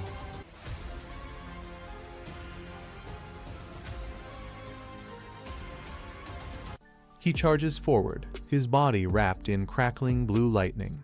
His glowing eyes lock onto the beast ahead, and he mutters if it thinks madness alone can overwhelm him. The monstrous creature roars, its blood-red eyes flashing as it swings its claws with murderous force. The impact splits the ground, yet he stands firm, raising his arm as lightning surges to meet the attack. Without hesitation, he thrusts himself upward, lightning wings bursting from his back. The beast snarls in fury, but its movements can't keep up with the blinding speed of his assault.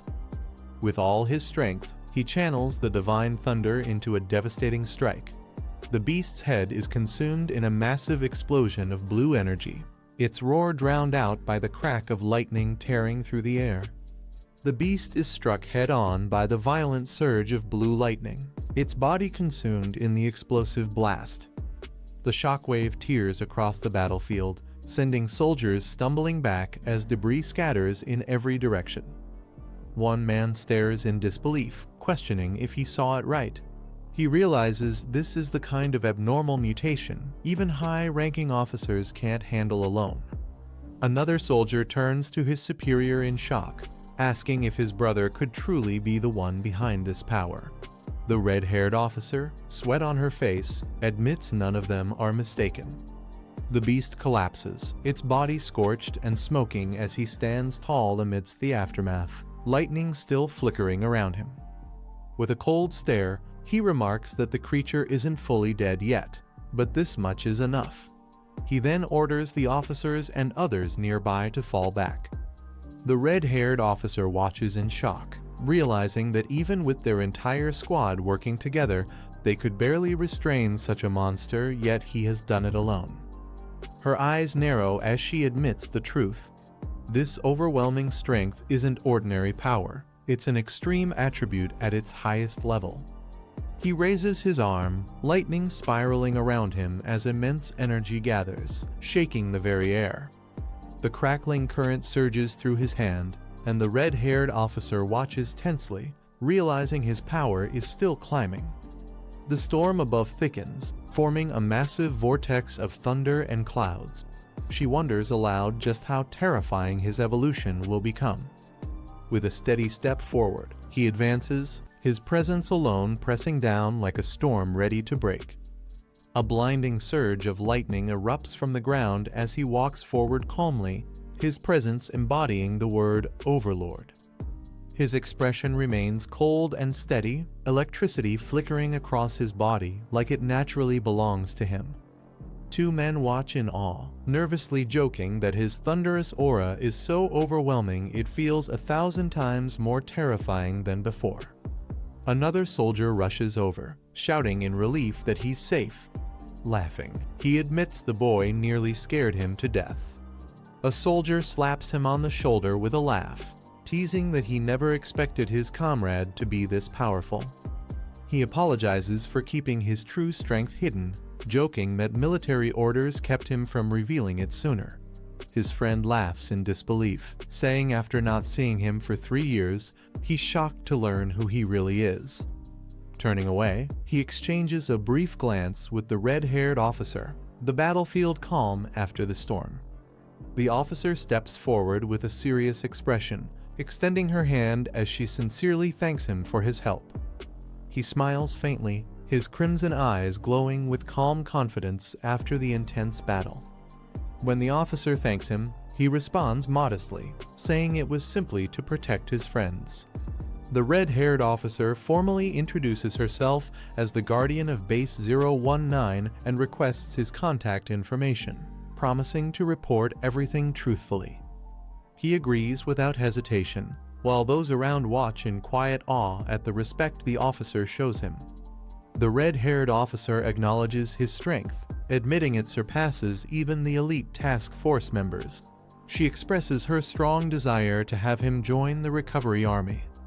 Yet, in her thoughts, she notes something even more shocking: his growth and potential far exceed the level of an ordinary awakened soldier. He calmly asks if she's truly willing to invite someone like him into their ranks. He insists there's no need for flattery, since he doesn't see it as anything special. The officer explains that the order to recruit him didn't come from her alone, but from the higher-ups. Whether he accepts or not, they will eventually come for him themselves. He laughs softly, admitting it's not as serious as they think. He explains that he actually admires their determination to risk their lives protecting others, something he hadn't truly witnessed before. The red-haired officer listens in silence, slightly moved by his words. He continues with a calm smile, saying they can rely on him in the future whenever trouble arises, just as past generations once protected humanity. However, he sets one condition: his freedom must never be restricted. The officer is left speechless, her expression tightening as she processes his demand. He announces that time is running short and prepares to take his leave. The officer agrees, saying she and her men will handle the remaining cleanup and escort him back safely. As he walks away, he reflects on the true value of the army, its role in navigating dangerous spirit zones, ensuring safe passage while maintaining the advantage in battle. At the same time, he realizes the army also acts as a shield, drawing a clear line of defense between ordinary humans and the extraordinary threats that roam the world. One soldier whispers that after what they've seen today, describing him as merely not simple no longer fits. In truth, today's display was only the tip of the iceberg of his true power. As he floats above the crowd, his overwhelming aura leaves everyone stunned. They whisper that to reach such a level so quickly, he must possess knowledge and strength beyond ordinary means.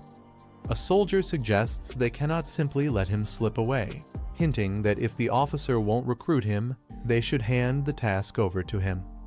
The red-haired officer immediately silences him with force, ordering him and the others to follow her command without question.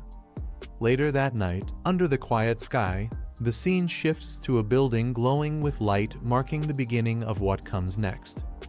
While meditating, he reflects that although his identity has been exposed, the true extent of his power remains hidden.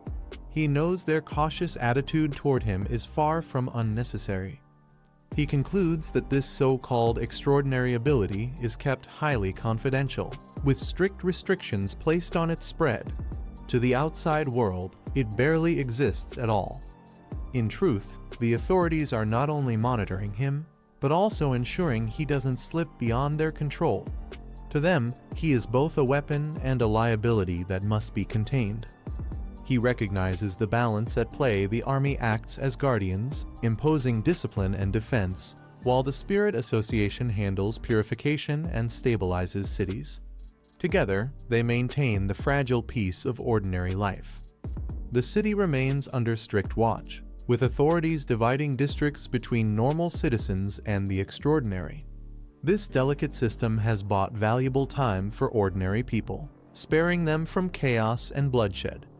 Meanwhile, he meditates, golden energy swirling around him as he gathers immense power within his core. Even in a restricted spirit zone, where power should be suppressed, his strength continues to grow rapidly, defying all expectations. His body radiates with blinding golden light as he realizes he's on the verge of breaking through to the next realm. A girl walks through the quiet city streets at night, wondering if her cousin has returned yet. She thinks about asking him to test her training progress, though she isn't sure if he's available. Suddenly, a brilliant golden light erupts in the distance, cutting through the dark skyline and drawing everyone's attention. She stares in shock, her eyes wide as she whispers in disbelief, struggling to understand what she's seeing. Her eyes widen in shock as she realizes what she's witnessing. It looks like the terrifying phenomenon of a demonic breakthrough. Above the city, a radiant golden core bursts open, its violent energy twisting into the sky. She senses that this aura is far beyond anything she imagined. The explosion of light intensifies, forming a colossal golden pillar wrapped in arcs of lightning, as if the heavens themselves are being torn apart. A golden light tears through the sky, forming an enormous hand that descends over the city. The girl looks up, stunned, as the overwhelming force shakes the streets. People around her freeze in disbelief, unable to process what they are witnessing. The giant hand clenches, radiating waves of destructive energy. Its brilliance spreads across the clouds like thunder. The girl realizes this is no ordinary attack, but a spirit weapon, something that shouldn't even exist here. The sheer power feels unstoppable. She stands rooted in place, her gaze locked upward. Shock fills her eyes as she wonders how such a weapon could appear so suddenly. The sight leaves her both fearful and curious, as though an ancient force has awakened right before her.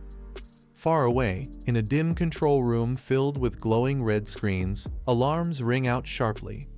Military officers urgently shout reports, warning that the energy levels have spiked to 99%, a critical danger threshold. The entire system flashes warnings, confirming that this incident is not just unusual, but a major threat to the city. Emergency orders are issued as officers shout for units to head straight to the city center. A girl with white hair looks alarmed as she hears that the anomaly won't stop spreading and could cause even greater destruction if left unchecked.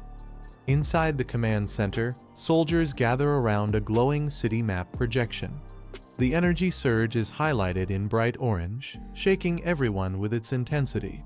Officials question whether this wave could trigger a large-scale disaster beyond their control. A senior officer yells into his communicator, declaring that aside from protecting the central region, all ground forces must be fully mobilized. The urgency in his voice makes it clear that this threat is far greater than anything they have faced before. Suddenly, gunshots echo from a nearby corridor. One officer quickly reports that enemy infiltrators have broken through, and he calls for immediate reinforcements. His eyes widen as the situation escalates faster than expected. A man smirks, his sharp gaze showing he already knows more than he reveals. His calm demeanor contrasts with the chaos unfolding outside. He places a hand on his chin, reflecting quietly. Aside from the strange energy disturbance, he suspects there is a much deeper issue behind all this. His phone vibrates with a new message. He checks it immediately, recognizing the sender as someone important. The screen displays a long exchange of texts about the ongoing incident. They discuss the dangerous outbreak and confirm it is not a coincidence.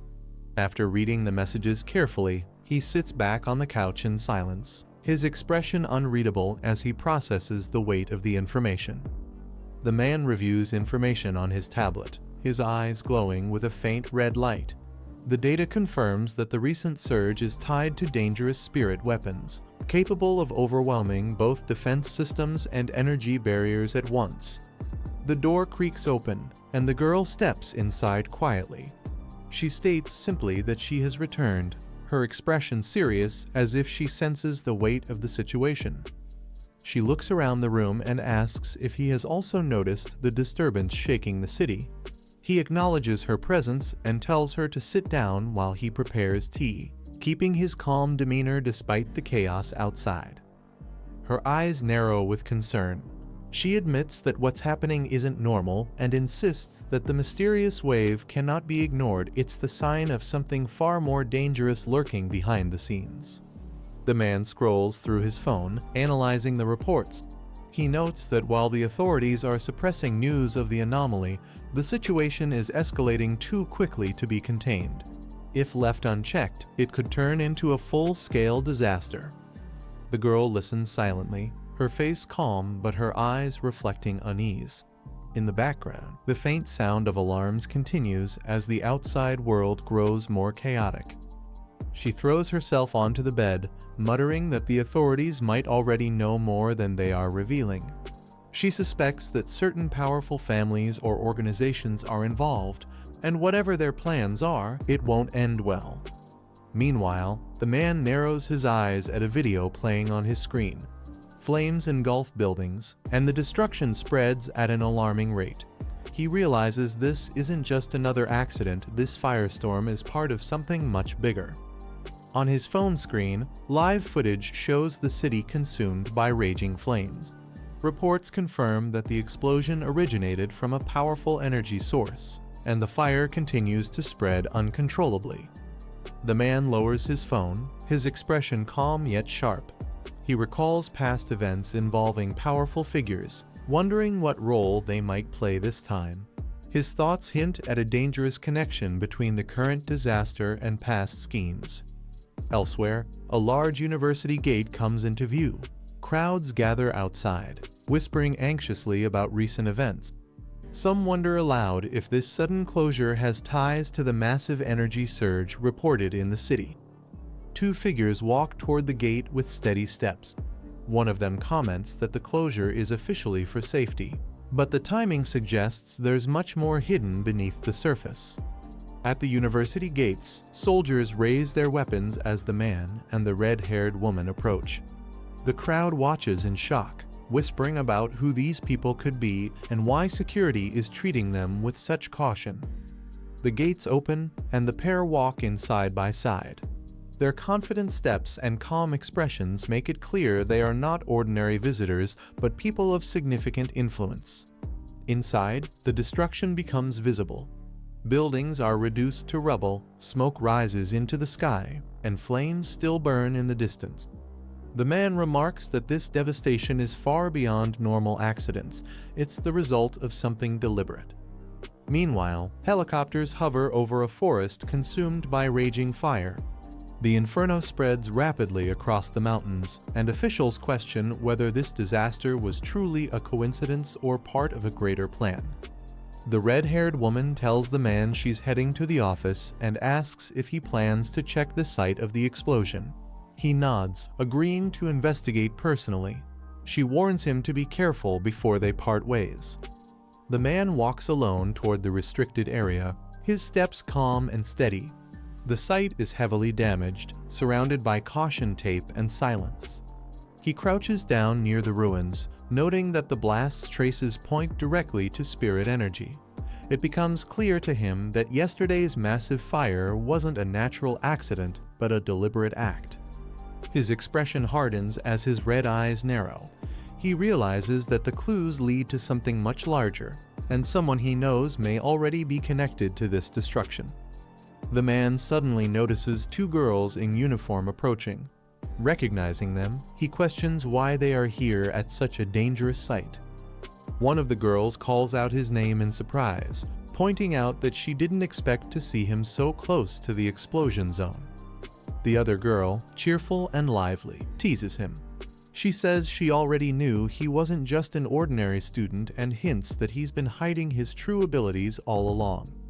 The red-haired woman at her side remains composed, observing the exchange. The man's eyes narrow, glowing faintly red. He mutters the girl's name, realizing she might be connected to something bigger. His voice carries suspicion as he wonders if she has been involved in the recent incident. A group of students notices the man and the red-haired woman. They question whether he belongs to their school, mocking the situation and wondering how an outsider could casually be here after such chaos. One outspoken girl points at him, accusing him of sneaking around. She argues that if the school is under strict security, then he must be breaking the rules by being here. Her tone makes it clear she doesn't trust him. The red-haired woman frowns, her expression growing heavier. She quietly mutters that this isn't the time for baseless suspicion, as the real issue is far more serious than the students realize. Another woman turns to the man, asking bluntly if this red-haired companion is his friend. Her question hangs in the air, sparking tension between the two groups. The man calmly introduces the red-haired woman, explaining that she is simply a former high school classmate. His casual tone surprises the others, who didn't expect such a connection. The red-haired woman smiles faintly, her sharp gaze hidden behind tinted glasses. Her expression carries a hint of amusement, as though she knows more than she lets on. Two girls look shocked, whispering to each other in disbelief. They wonder why someone like her would be acquainted with him, sensing that this relationship isn't as simple as he makes it sound.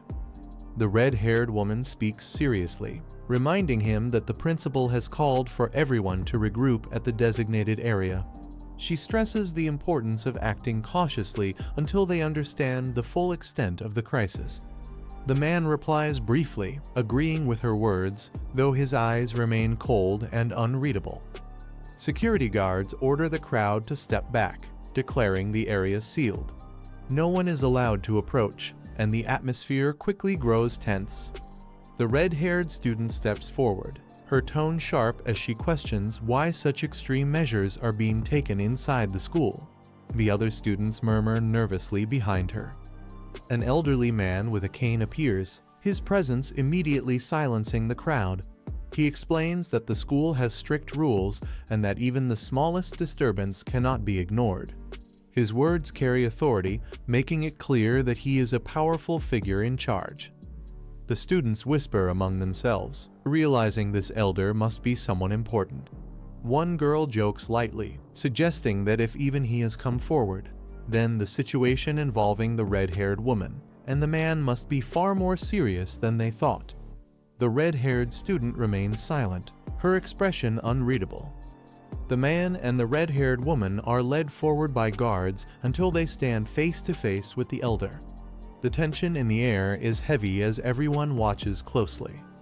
The elder greets him warmly, shaking his hand. He introduces him as the new representative tied to Fang's name, making it clear that his arrival holds special significance. The elder then gestures toward the waiting cars, saying arrangements have already been made. He instructs him to board immediately, signaling that the meeting ahead is of great importance. Nearby, the red-haired student steps forward with a commanding voice, ordering all unrelated bystanders to back away. Her sharp tone leaves no room for argument, and the students quickly retreat in silence. Guards spread their arms to block the crowd, ordering everyone to step back. The students protest loudly, questioning why someone like him deserves such treatment from the school's leaders. Among the crowd, the red-haired student looks uneasy. She wonders aloud what kind of influence the man holds to be recognized so highly, far beyond what any ordinary person could achieve.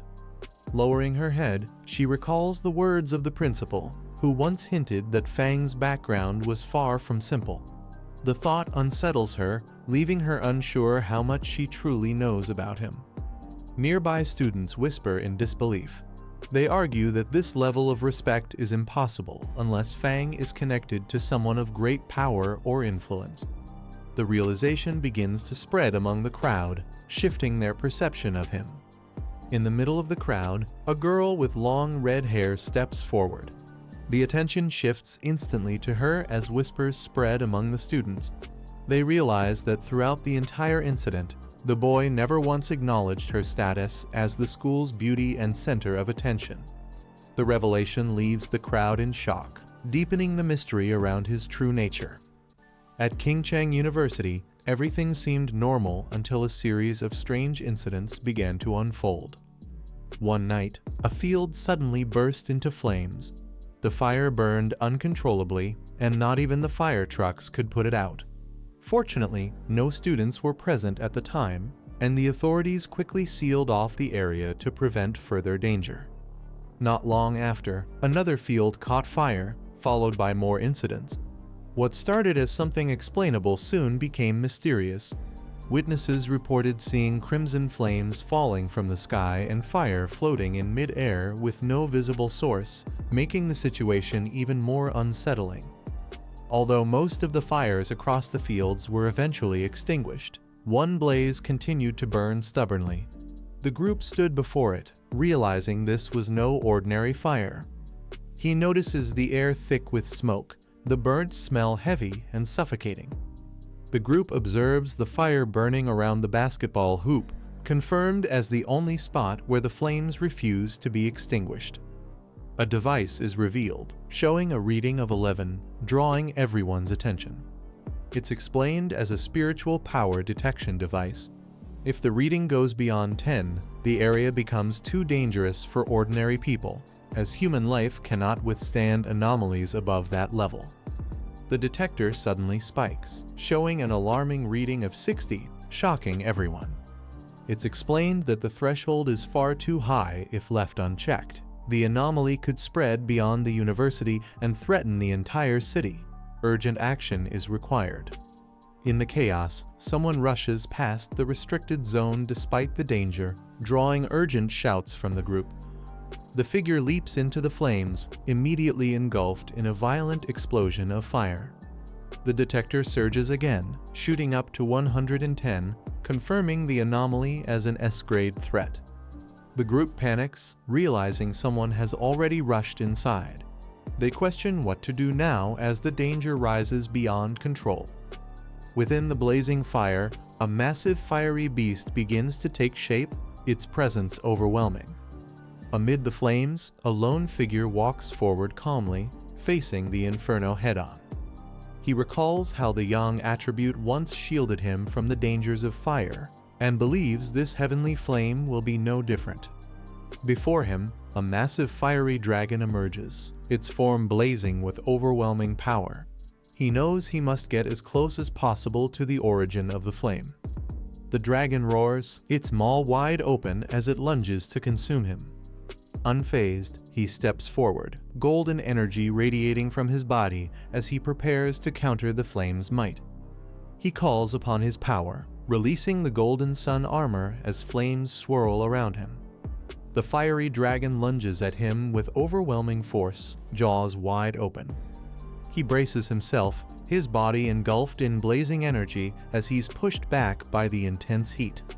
Despite the unbearable pressure of the heavenly fire, he resolves firmly he must absorb it, no matter the cost. He successfully obtains the Heavenly Fire Attribute Technique 9 Dragons Heavenly Fire Sealing Technique, a power that purges evil, suppresses demons, and seals wicked entities. Fiery dragons coil around him as the technique activates, already unlocked without the need for further training. The flames surge violently, manifesting into a terrifying formation of dragon heads towering before him.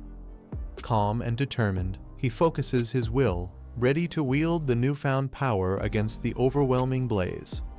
He activates the 9 Dragons Heavenly Fire Sealing Technique, his eyes glowing red with fierce determination. Dark energy surges through his body as the technique takes form, spreading violently around him. Chains of blazing fire erupt, binding the massive flame in a powerful seal. The onlookers watch in awe, realizing they are witnessing the aura of a true sealing technique. It's noted that his power differs from the original source, yet carries the same overwhelming force. He commands the fiery chains to shrink, pulling the raging flames under control. The burning energy compresses into a smaller form, swirling tightly within the chains. With a final surge, the sealing technique completes, locking the flames into a compact, controlled sphere. The blazing sphere, bound by chains, floats steadily in his hands, proof that the seal has been fully mastered. She explains that the heavenly fire has been temporarily sealed. No one is allowed near it, and the field won't be reopened. Thankfully, the school has other fields to use. She stays quiet, her expression heavy, clearly troubled by the events. The principal reassures her and notes the school's extravagance, with multiple sports fields. Meanwhile, the boy requests a private discussion with advisor Feng. The principal agrees with a smile, allowing the conversation to proceed, though he seems curious about the matter. She tells him he handled the heavenly fire well, though he downplays it, admitting the flames were difficult to control. Her expression sharpens as she points out that he has been hiding his true talent and cultivation. He responds calmly, saying it's normal for pioneers to keep secrets, especially ones as powerful as his. She stresses that in times of great upheaval, the nation needs top-tier talents like him, even comparing his potential influence to that of a modern nuclear deterrent once the spiritual Kai fully revives. It's explained that whether it's the military, restricted zones, or major associations, all of them would want to recruit someone like him. Even foreign powers might try with tempting offers. She advises him to consider it seriously so he won't be caught off guard when the time comes. Joining the military, she says, would be a great benefit to their nation. He pauses, then questions why neither she nor Wang Liang have ever tried recruiting him directly into their restricted zone. He wonders if they see him as unworthy. She admits the truth. Their legendary military district is unusually strong. That's why she thought he might be more interested in joining them instead. He reacts with interest upon hearing about a top-level group. She explains that it's the most elite military unit in the nation, so renowned that even other districts are aware of them. Though she hasn't seen them in action lately, word is they've been very busy. He notes that even such an elite force seems to be facing serious challenges. She suggests they end the discussion for now and head to the university cafeteria. A scene reveals the scale of the battles the group faces, fighting powerful monsters in situations that demand pioneers of the highest caliber, possibly even beyond sky rank. He reflects that the revival of spiritual Kai is approaching, yet he still feels unprepared. He examines the heavenly fire attribute collected from the field, recognizing its destructive nature that consumes everything it touches. Suddenly, inspiration strikes. He realizes the perfect way to utilize its power. He fuses it with his crimson flame blade technique, enhancing it with deadly enchantments, confident that perfection can always be pushed further.